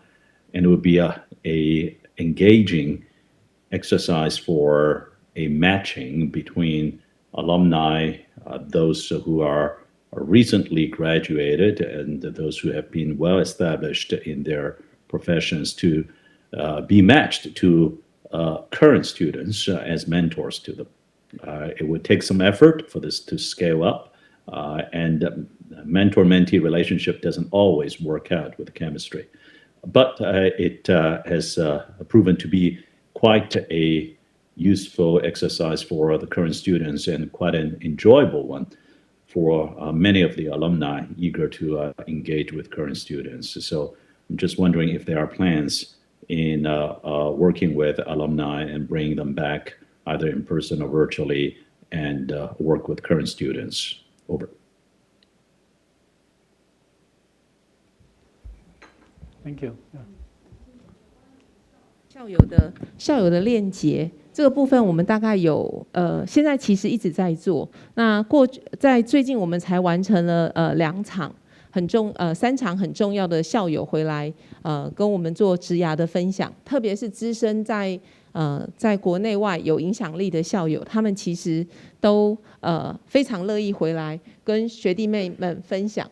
那在另外一个部分，就是在学院里面，其实我们的各个院也都会邀请我们的校友回来做这个交流。那我在想说，另外一个是大家比较没有看到，可是也有感受到的是，社团跟运动团队的校友回来，就是比方说像我们的国乐社、我们的合唱团，我们有很多的校友会回来这个地方给学弟妹做比较像登山社做比较多的一个 support。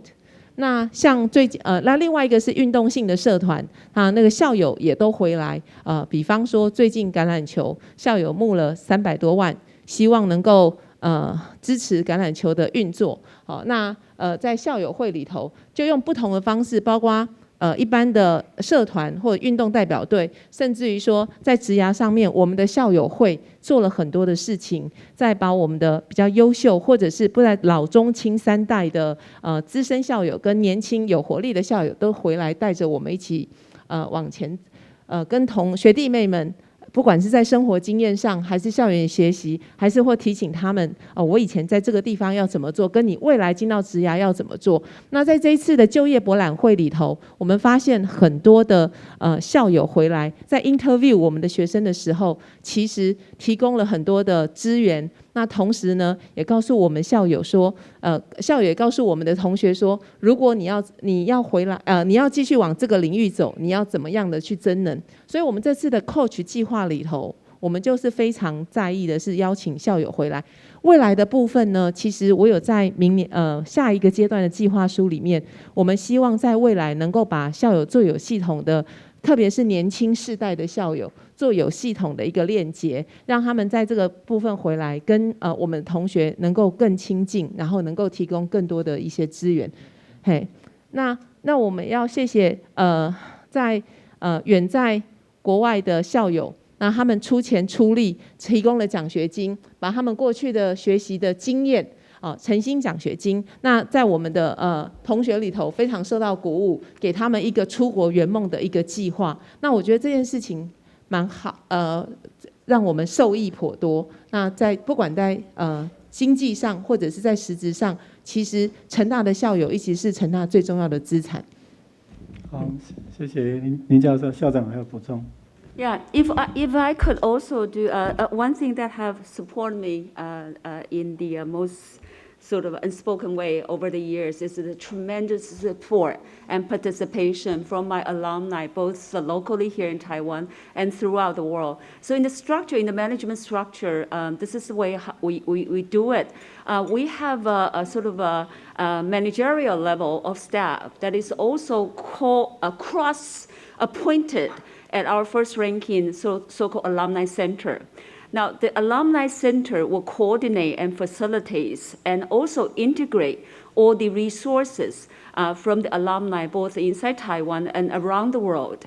So in terms of supporting their research and study, of course, there's a financial aid of all forms. But I think even more importantly, it's the network throughout the alumni. So what we have linked, not only at the educational or study level, there will be sort of coaching or mentoring one by one or by a group. But I think in terms of guided into the future career, we will give them the option and connections in a way of global layout. So foreseeably, the way we do it, if you are a group that engage on a specific area of sort of entrepreneurship, then we will be linking you with that specific tier or layers of alumni of different age group with different type of resources available.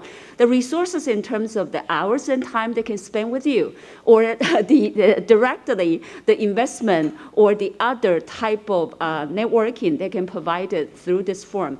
Also, the alumni in recent years has funded their own foundation and their own investment fund or supporting fund. And they will be specifically highlighting and addressing what are the key issues or key interests they would like to work with the university through that forum. And so at the institutional level, we will then combine and coordinate those information together and later dispatch it through different divisions and staff offices for them to be sort of dispersed to the student group. And the other area that has been most active as well as at the department level. For instance, our EE, where Professor Wang Kanglong has graduated, have their own foundation, have their own alumni association, and they even run their very, very well-known forum annually based on this specific semiconductor. And the forum now, founded by the EE Alumni Association, is one thing that would attract the leading conglomerates and CEOs throughout the island to come to NCKU for that.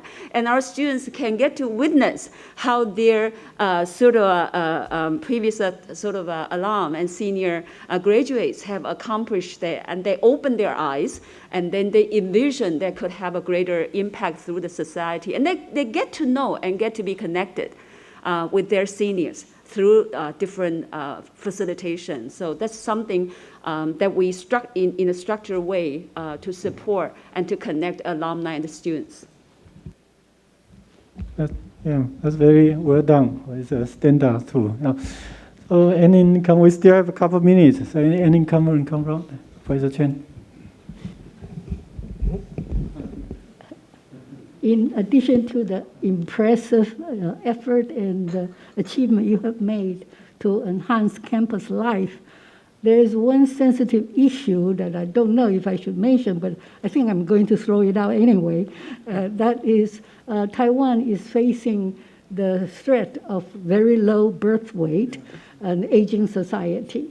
I know you cannot change the mind of the student in college, but I at least think that they should be made aware of the impact of low birth weight on the society as a whole. Thank you.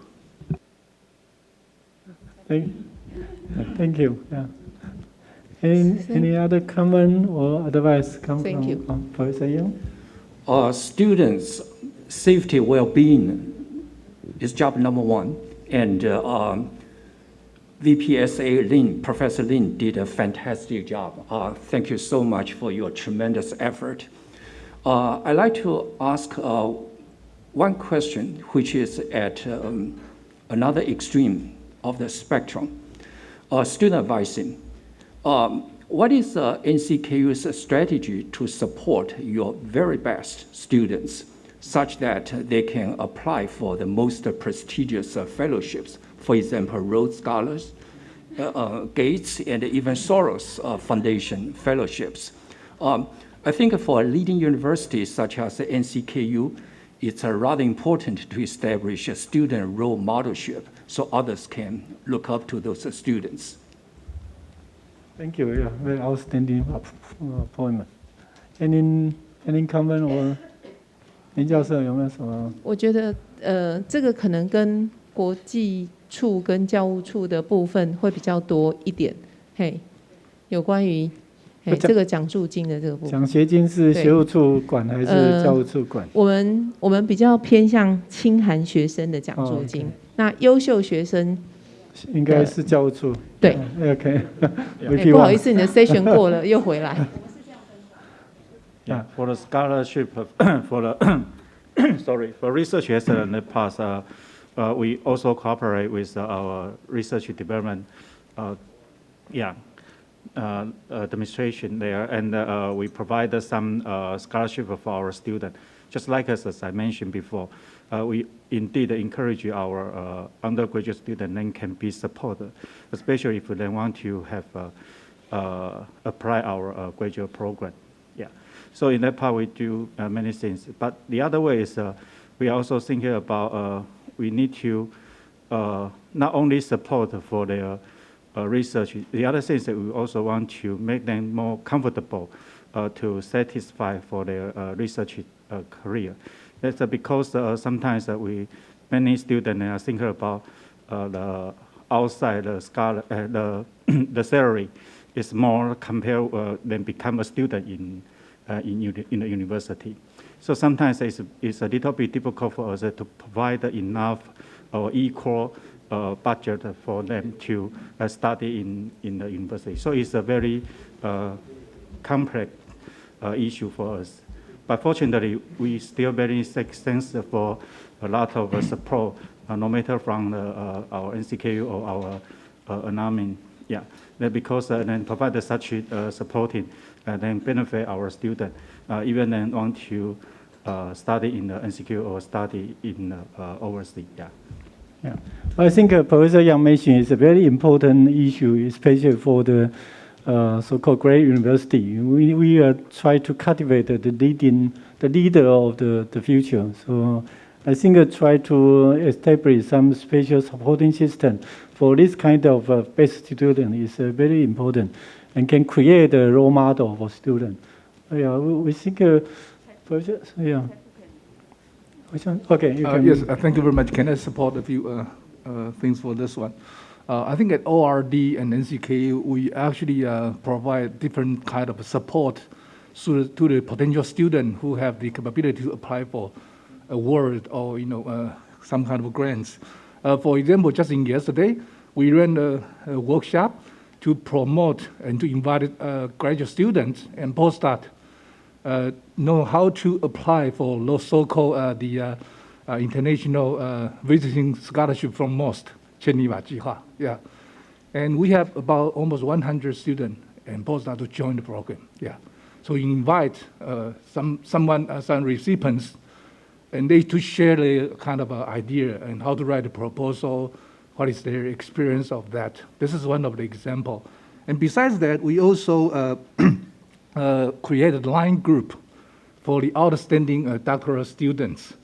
So we have provided different kind of information to them so that we can provide enough information and also provide a coaching to writing proposals. This is just a few of the examples. Very quickly, it certainly is a very, very valid question. With all honesty, I don't think a university has quite a holistic system put in yet to aim that as a benchmark for us to achieve. My colleagues, both VP Wang and VP Lin, and then both VP Lins had mentioned a few ways of our assembly of resources to support the more competitive students. But on the other hand, I think we can take that also as a future sort of benchmark to see how we can successfully put our students in the global landscape. Now, I quickly came to my mind, unfortunately, academician Paul Chu is not available for the minute. A couple years ago, when I was still the VP for EVP for the university, I worked with him to really, I would say, incubate or cultivate or educate one of our very competitive students successfully to then be granted with a high-level scholarship. Is a fully funded scholarship going to Caltech with both the tuition paid and good answer, sort of monthly stipends for 4 years study. And they only have 4 slots available, and that was open to all international competitors. So we got this female students from our material sciences department. And I remember that was something for her to first try. We have to really coach her how to present, how to speak, how to even be interviewed by someone that is probably never show up. She came from a very, very socioeconomically disadvantaged family, was highly talented and so that. So I think not only the money or the other scholarships available, I think a mentor, a regular, some sort of role model, systematically available at the university will be something for us to really plan and design in the time to come. And by the way, she did get it, and then now return, and then recognized nationally, now return from Caltech, teach in our department, and recognized, successfully competed in a Taiwan nationwide young scholar grant. I got my tears in the eyes because I saw her as a young girl, and then later, and through all hardship, and then well praised now, and now become a very, very sort of active and promising member in the university. And that's the asset and treasure of the NCKU in the time to come. So story like that. Congratulations. Yeah, we need more. We need more. Congratulations, President Su. I think now you got a role model. So maybe you could use that so that you establish an integrated approach so that have a pipeline, and that kind of approach would be wonderful. I think that would be my recommendation if need to be done, and quite consistent with your thoughts as well.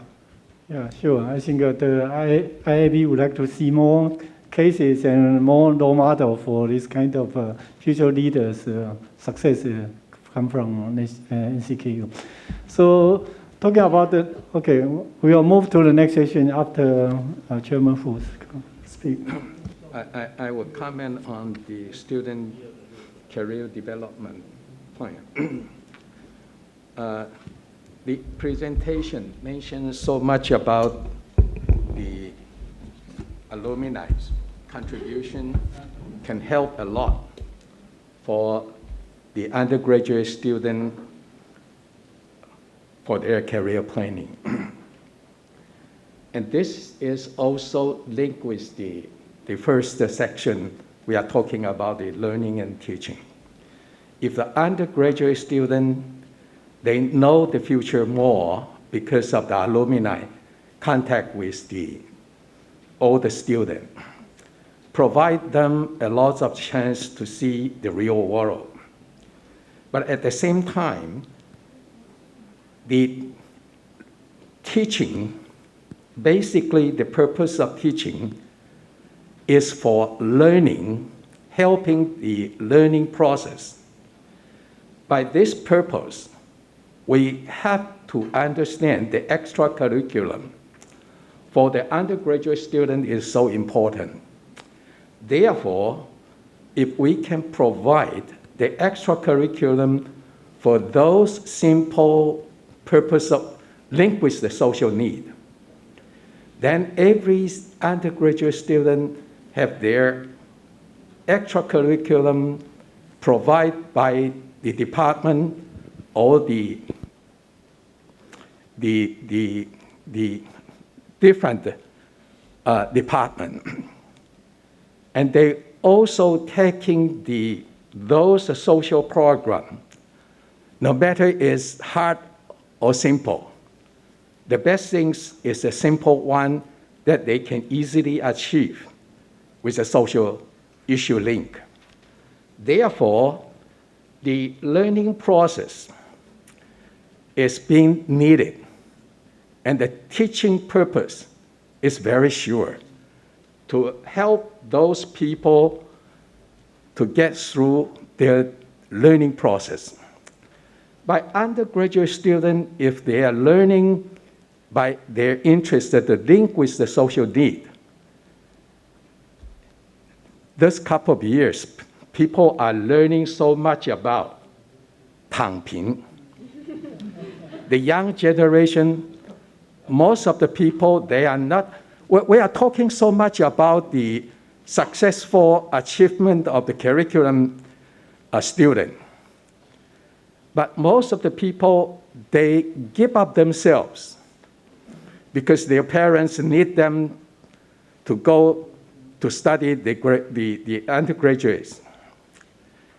For those people, will take the majority of the generation. Why this issue become important for the student in the undergraduate study? Simply because we have to respond to the social need. So bring all the students up is the purpose of the university or our teaching process. So this is one way. If the undergraduate student can have the extra curriculum for those social need program, maybe in the curriculum process, we can provide the student already study during the undergraduate study for research that will bring them more interest to getting into the graduate student. For that purpose, maybe we can have a curriculum designed for 4 years of the undergraduate study with the extra curriculum process, with 1 more year, which is very similar to Canada, education system. 1 more year, they can get the master degree. That will, I think, may help the university to help the student from 躺平. Okay. And this is one thing.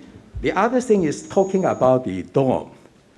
The dormitory accommodate rate in universities, the Chengda is pretty good. It's over 30% more. But just mention about 40 years more, old building. They will remodel inside. The way to get the good dorm for the university is so important. So I think maybe the university can think to have a new construction of the new dorm, but that the old building tore down again and Dugan, because Dugan has a good replanning remodel.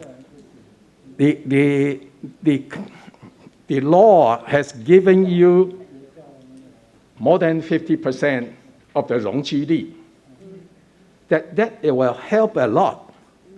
And these simple things, once you need, the alumni can contribute a lot.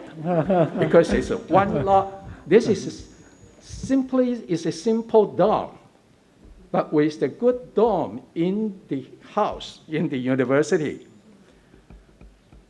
you will get a lot of people, students, will stay in Thailand rather than come up to Taipei. Thank you. Okay, thank you, Chairman, for the comment. I think we can have more discussion during today and tomorrow. So let's move to the next session. And thank you, VP Lin, for the presentation. Let's start from go for the international engagement. Thank you, Professor Chen and fellow IAB members for the suggestion. Our next domain report is International Engagement, presented by Xiaowang Wang, our Vice President for International Affairs. So thank you, Chair Professor Chen and all the members of our IAB, and also President Su and my colleagues here. Good morning and good afternoon and good evening. So I would like to take this opportunity to introduce one of the distinguished guests.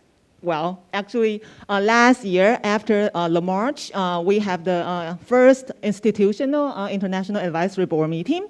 The Office of International Affairs organized another advisory board meeting for international affairs specifically. And we are honored to have Mr. Izo Kutepe. He is the vice chairman of the ECCT, European Chamber of Commerce Taiwan, who joined us. And together with him, actually, academician Professor Yang is also helping in providing the very constructive advices in our September advisory board meeting. So I would like to thank them again. So in the next few minutes, I will try to present not only the achievements or performances of the past few years, but also a little bit of reflections, what we learned in the past few years. I should just click here. And so the vision of internationalization of NCKU is to cultivate the international talents with global competence and create a borderless campus for the world. So just to echo what BPAA Wang, Professor Wang mentioned, so international and also the interdisciplinary education is highlighted in NCKU because now the world issues, the global challenges are all interdisciplinary. So NCKU is determined ourselves to better address the global challenges. So we want our students to be equipped with all the different components and abilities. So empathy, critical thinking, communications, working together, etc. So in terms of the international engagement, we try to create an environment that can provide the different diverse international viewpoints for students to cultivate their mindsets, to be engaged in different activities, and to learn what's going on in the world.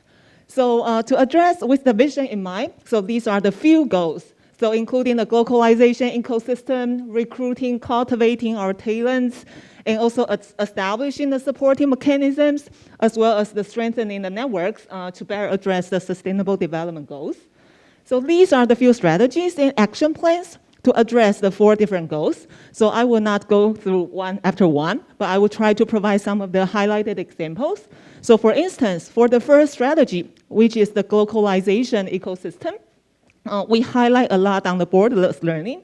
So as you see here, that because of the pandemic, in the past 2 years, we have like the decreasing number of the students going abroad, but that's also the opportunity for us to develop the blended learning and the flexible learning in a way that students can join the international activities in a hybrid format or what kind of the format when it's possible.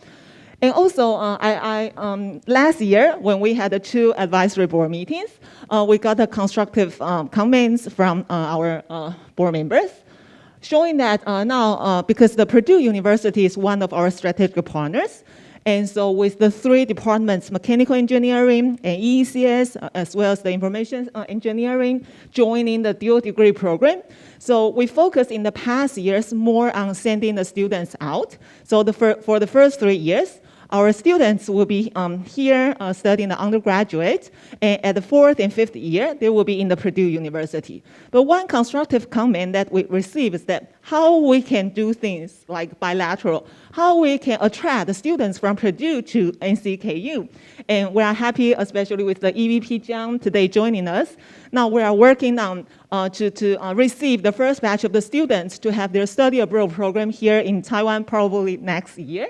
But that's a way I want to highlight that different formats of borderless learning is going on in this campus. And speak of the learning and teaching environment, I would like to highlight the courses taught in English. So as you see from your right-hand graph, so in the past 5 years, we have the increasing number of the courses taught in English.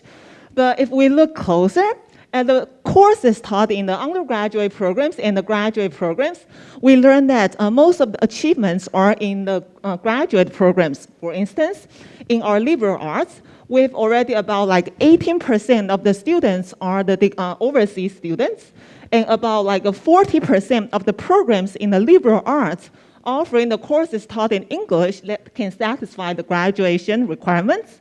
But that's not the case for the undergraduate programs. So as you see the graph here, so still many of, well, I would say most of the colleges are still having the programs providing sufficient EMI courses, less than like 3%, for instance. So this is something that we know that we have to work harder. And together with the bilingual policy, which I will address a little bit more later, we do see the opportunities. So this is the number of the overseas degree students in the past few years.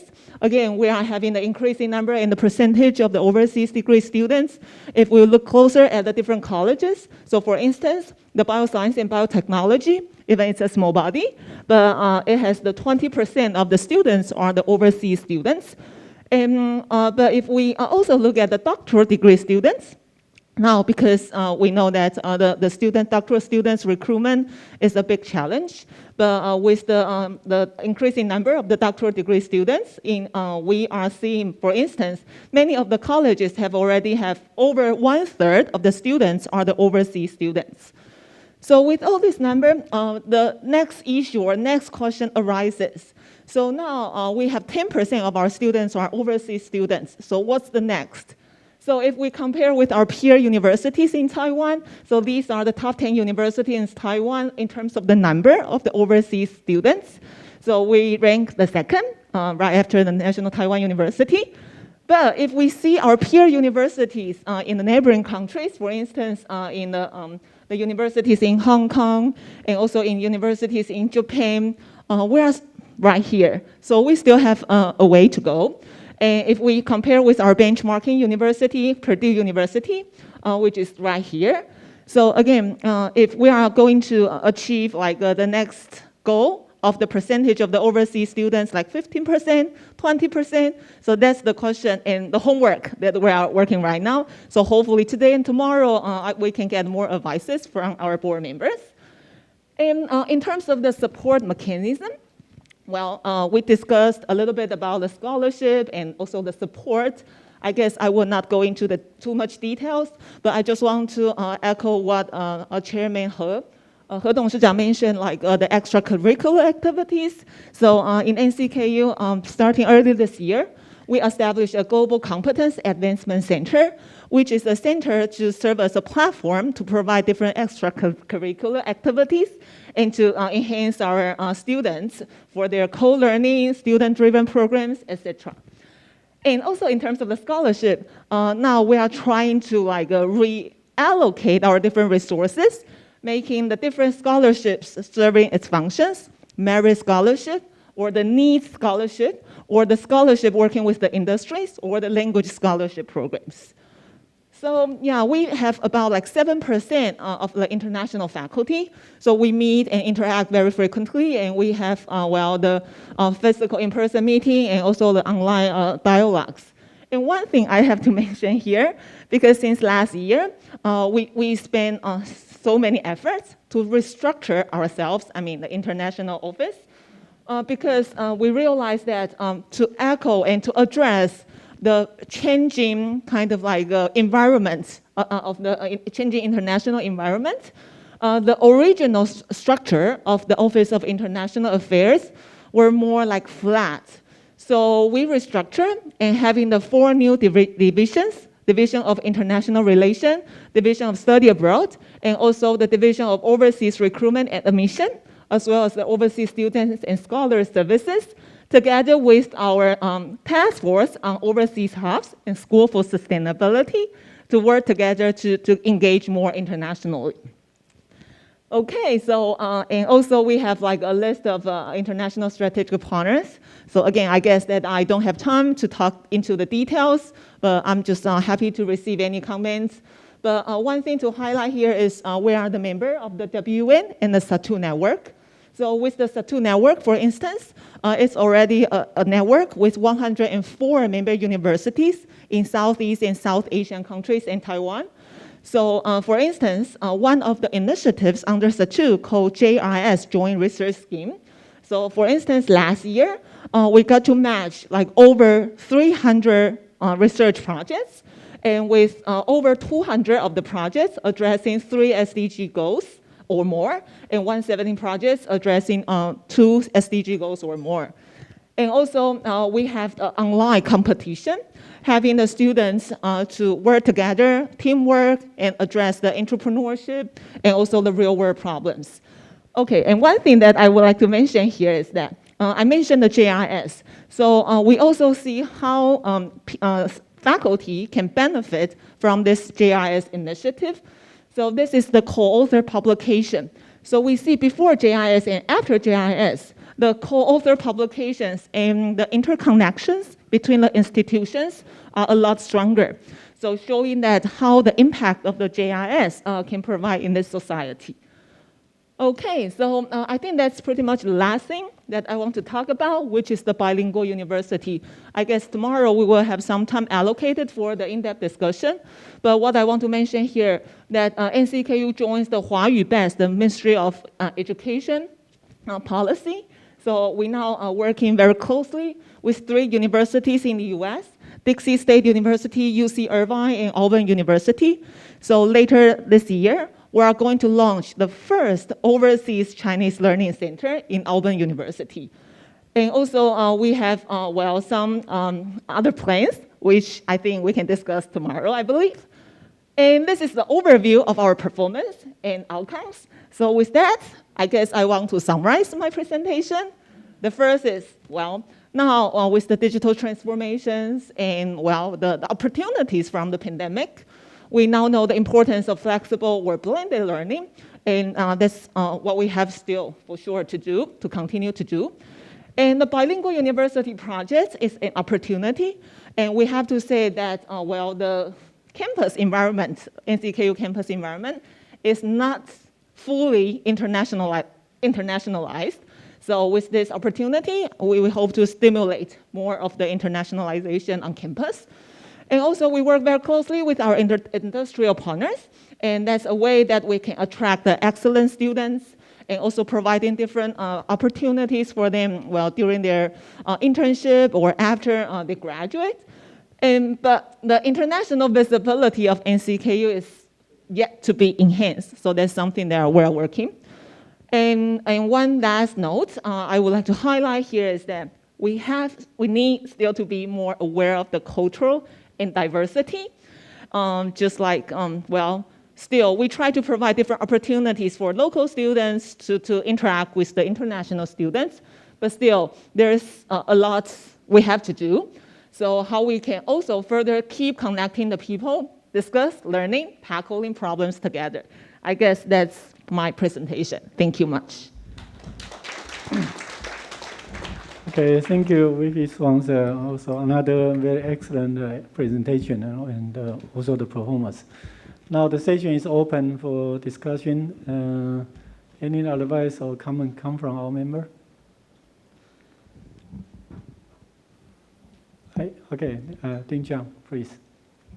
Go ahead. Well, I want to thank the presenter, Vice President Wang, for this outstanding presentation. It's very exciting to see that despite the COVID restrictions, that the NCKU has been able to continue with the leaps and bounds of success in the many dimensions of internationalization, reflected in part in the new organizational structures too.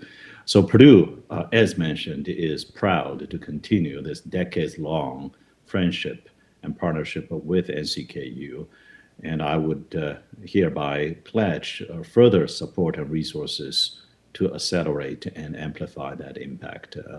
Part one, I think, is our wonderful engineering dual degree programs, and I hope that we can grow that further, the online component as well, and to encourage more of the bi-directional student exchanges. We eagerly welcome and embrace additional NCKU exchange students, and we hope that with the pandemic under control, we'll be able to send more American students from Purdue over to NCKU. Especially, I think, will be useful to arrange for their summer internship experience in the high-tech industry in Taiwan. That would be adding to the attractiveness of such opportunities for American students here, especially in semiconductors and 5G industry. And the second pillar is, I think, we would love to see even more master and especially PhD students applying to our graduate program. And I'm proud to say that Purdue Engineering, in the latest U.S. News and World Report rankings for graduate programs this past week, again retained number 4 ranking in the United States. It's the first time for us to be back-to-back ranked among the top 4 graduate engineering in the country, and by far the largest total enrollment size-wise. But we have miles to go to diversify the sources of our PhD students. And as I mentioned to your ambassador and your consulate general to the United States, that we would love to see many more PhD student applicants from Taiwan, including NCKU. So let's see what we can do together to make that happen. And third pillar is this bilingual conversation here, I think will be very feasible for Purdue to be added to your list of American universities that will benefit from Chinese language opportunities offered by NCKU. I think the Taiwanese government has certain sponsored programs to enable that as well. Alborn is a wonderful university and certainly has a much stronger football team, American football that is, than Purdue.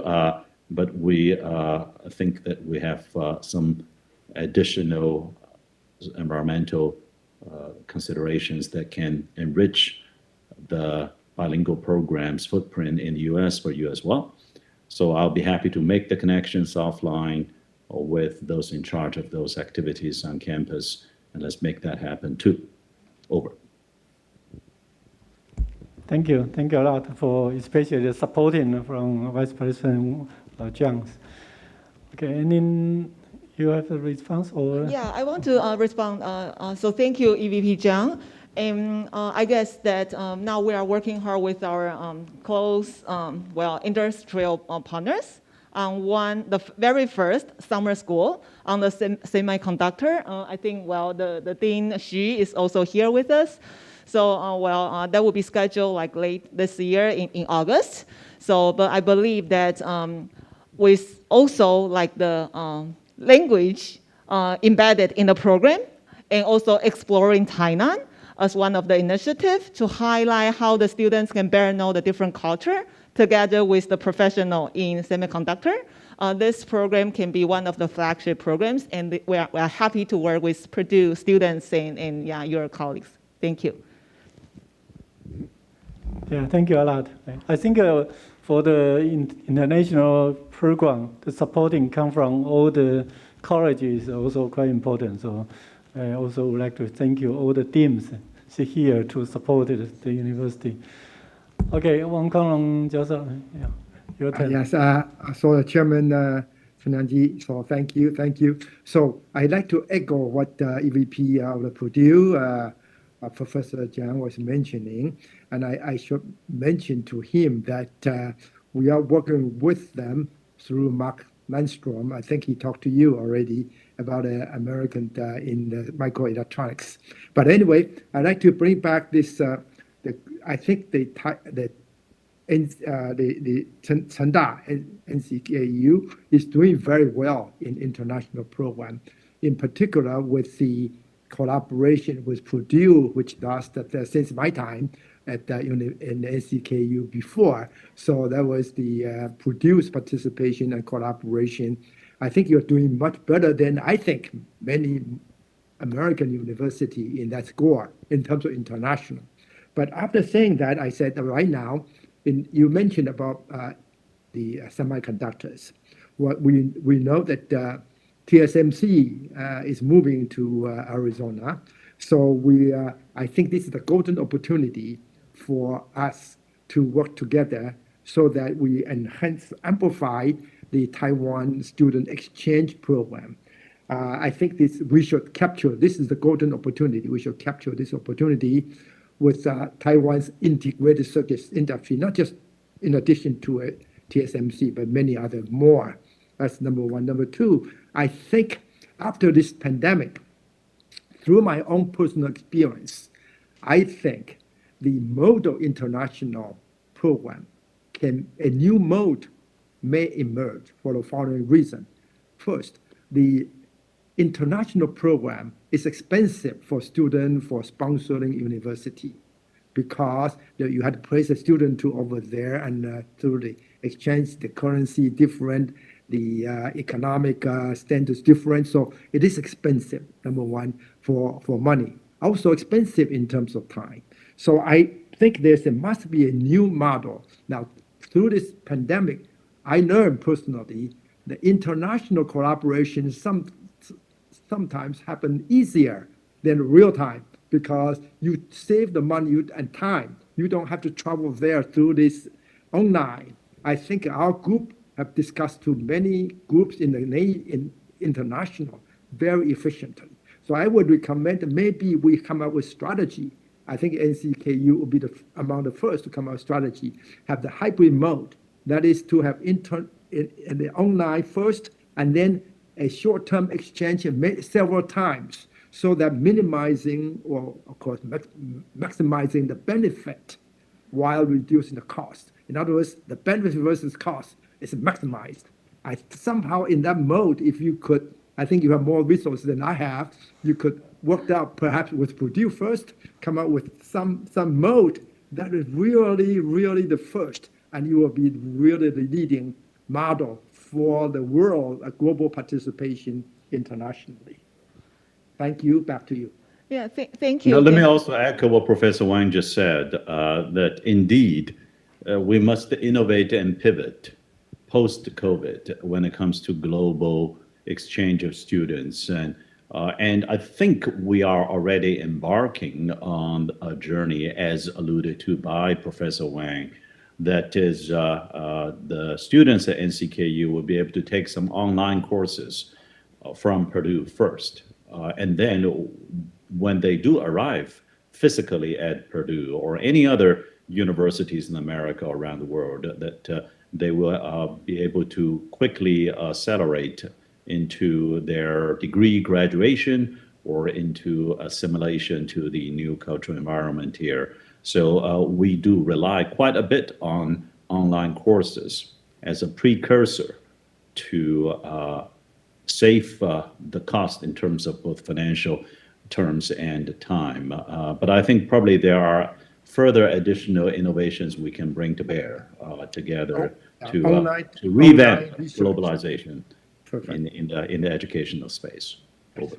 Okay, yeah, perfect. I think there's one of the action items need to have some new model to create and fulfill your target. You mentioned you would like to have a double the international student for NCKU. So some action, some innovative action is necessary. Chairman Wu, your turn. I totally very positively support to develop a joint program between the Purdue and the Chengkung University first.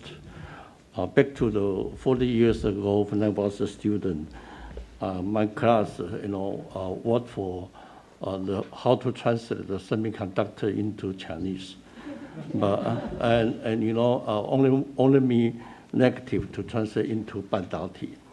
So only because my undergraduate program told me that it only have a 不倒, otherwise 全倒, 没有半倒. So I'm saying that new concepts are so important. 20 years ago, when I was the dean of the Chengkung University, I developed a joint program, 3 universities among the National Sun Yat-sen University, Chengkung University, and the Chinese University of Hong Kong. It is in regional level and also for MBA program only. I do argue this is very important. I found a sense in our previous sections. All questions go to the Office of Student Affairs, but are mostly answered by some other office, and further endorsed even by the presidency. It means that this is integrate. It's integrated sense from our new concept. It's very important and timely for National Chengkung University. A new concept to develop a knowledge impact for our future leader is timely. So I strongly suggest Professor Su, before you leave for the presidency, develop an international interdisciplinary program among something like the UCLA, Purdue, and Chengkung comes from a regional level up to the world level. This is the first and the world level project. Thank you. Okay.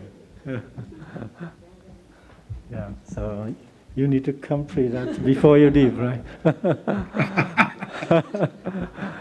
Okay, any other advice or comment come from our member?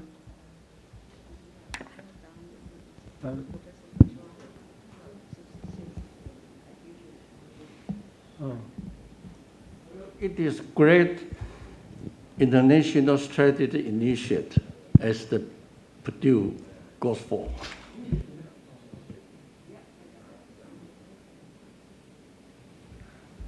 Okay, Yang. There are many dimensions of international programs. One of them is at faculty cultivation aspect. A very good example is MIT. Over the years, MIT has been working with the Jewish Foundation. So Jewish Foundation support a huge number of postdocs from Technion Israel Institute of Technology to MIT for training. After that, those postdocs return to MIT. I found, it's a wonderful program, not just in terms of international collaboration. Essentially, through that program, MIT was able to produce a huge number of professors in Israel. It's a very effective way to exercise the leadership. So one question is, any possibility for NCKU to work with a major foundation internationally, taking Indonesia as an example, such that they can send their postdocs to NCKU after 2 years training, those people return to their home countries. That's just one suggestion. And another question is, do we have the statistics about the career development of those international students graduating from NCKU? Yeah, I think that's a very good suggestion, especially the first one. I understand there is one faculty currently in NCKU. He has the experience to join the postdoctoral program that Professor Yang just mentioned. So he had a chance to use the MIT program to go to Israel and come back to NCKU. I think, but the supporting you mentioned is the budget and the resources come from the private sector. So I think it's because NCKU has a lot of alumni and a very good connection, especially Professor Su has all the connection together. So it's a good opportunity that we can build this kind of a system for NCKU. Yeah, that's a good suggestion. Any comment from Let me take this opportunity, pardon me. I'd like to officially congratulate President Su for those additional tasks in the coming year. That's true. Okay, President Su. All my talented colleagues will still be around, and I'm sure they will be appreciated by the upcoming president, whoever he or she is, because they have all done so well, and I couldn't have done anything without them. But if I know Xiaowen has all the answer, but let me just throw in a few of my own experience, because I worked much earlier than she did in this area for NCKU. Specifically, there will be an upcoming press release, which is a fund donated by our alum. And he specifically will support our faculty level going out to the internationally branded institution or organization, and then for them to return, or for them to go to the third country to continue on their career. So this is an investment on the faculty level, especially for young faculty. But my experiences, going back to Professor Yang's mentioning of Indonesia, quite a few years ago, we actually, out of our own resources, support this huge overall Muslim organization called Muhammadiyah. They actually are fully financially supported in any form.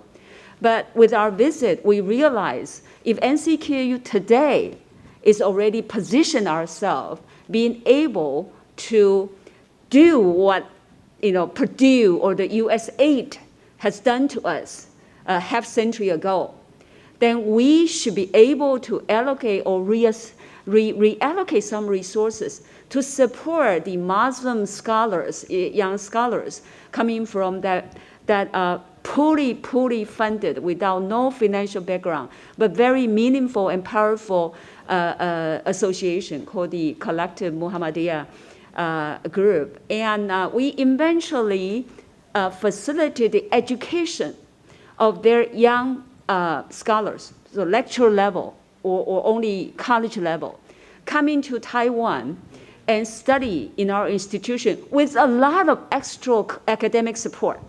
Because with our situation, with their situation, they cannot even catch up or go along with the study or requirement at NCKU. But we had to put in extra academic and mentor support for them to be able to receive the degree with our qualification. And now they have all returned to Indonesia, being very proactively renovating, advancing their own community. Here and there, we will receive the recognition or the notion of their huge impact in the betterment of Indonesia tomorrow. And I saw that was something that USAID half century ago from Purdue has innovated this university to be who we are. So in whatever we can today, we're doing whatever we can to make an internet institution a few thousand kilometers away or miles away and making a meaningful education for their future possibility. And that would be the meaning of NCKU as part of our international exercise. And so I think the suggestion is that if we could do better in mobilizing or collecting resources from private foundation to engage in on something of this meaning or this scale, NCKU will certainly do our best to do that. I didn't quite respond to the request of what Professor Yang mentioned, but I saw my colleague and all the members who worked on this effort for years with me. I thank them for them because I was very, very, put it this way, I was very assertive and I was very, very persistent about making this happen. And my colleagues had to support that at the department level, at the college level, and also financially. So we struggled through that, and we are proud today. We often are mentioned and recognized as the most meaningful and respected institution out of Taiwan in Indonesia, especially in a disadvantaged group of sector. And their faces are just coming through my eyes and my head now, and we are proud of having them as alumni, and as part of our curriculum support as well. Okay, very great. Yeah. Second,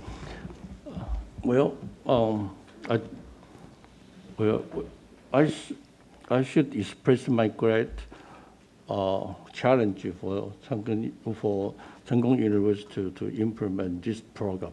It's very, very important. But to find the right program or create a new international issues and being finally be a program or just an exchange program, but really need to have a fund to support it. Professor Yang created. So, Chairwoman, you would like to volunteer as the. When I was in Chang'an, I got a very rich boss. So really all I need to do is just every day to trouble him, 2 times a day or a week anyway. And I got the full support from him. Therefore, it is very important to find a fund sponsored by a foundation or a great company, just like a TSMC. You want to have that kind of program related to semiconductor firms. But biotech also is another important coming features, especially for Chengkong University. Just to find one and create the right one. It's time, it's quite tough for Professor Su saying that you will finish it, otherwise you could not retire or end design, something like that. Well, but it's just a beginning. Yeah. It is a commitment also for our colleagues to think it over. If that's a right move for the future leaders to grow, that's our opportunity there. So find a farm first, and get to the concept. Okay, we got that point. We can set some of the action items before the meeting closes tomorrow. So, but due to the time, I think we can take a break for this session. Thank you for the presentation. Come up if you want. And also, thank you. Thank you, Professor Chen and fellow IAB members. And that's the end of our morning sections before the lunch break. Unfortunately, Dane Jiang will not be able to participate in the remaining afternoon sections before he goes offline. Thank you, VP Jiang. Thank you. Can we bring him back? A pleasure. I will see you later in the process, and looking forward to catching up offline. About what I'm going to be missing in the afternoon. Will you come back it's tomorrow? Way past my bedtime. I usually go to bed right around 6 p.m. Oh, thank you. Thank you. Thank you. Here. Yeah, thank you. Thank you. Enjoy thoroughly everything I've been learning. Thank you so Go to bed. Go to bed. Go to bed. much. We'll be catching up. My brain isn't functioning anyway, so Say hello to my friends. will do. A pleasure. Okay. Thank you. 谢谢 Thank 王 you. 院士，谢谢。 Thank you, Dane, and we are much looking forward to seeing you soon in person. Lunch has been prepared, and our staff members will serve you with the meal shortly at the same location. VIP room number 2 is available for our IAB members and advisor of administrative office if you would like to take a break after enjoying your meal. It's located one level above on 3rd floor. Please feel free to speak to any of our staff if you are unsure with the direction. We'll be happy to guide you through. Restroom is on the left side once you walk down to the corridor if you wish to wash your hands just before your meals. At 1:45, we will be back here to continue our afternoon sections. Please enjoy and we will see you all soon.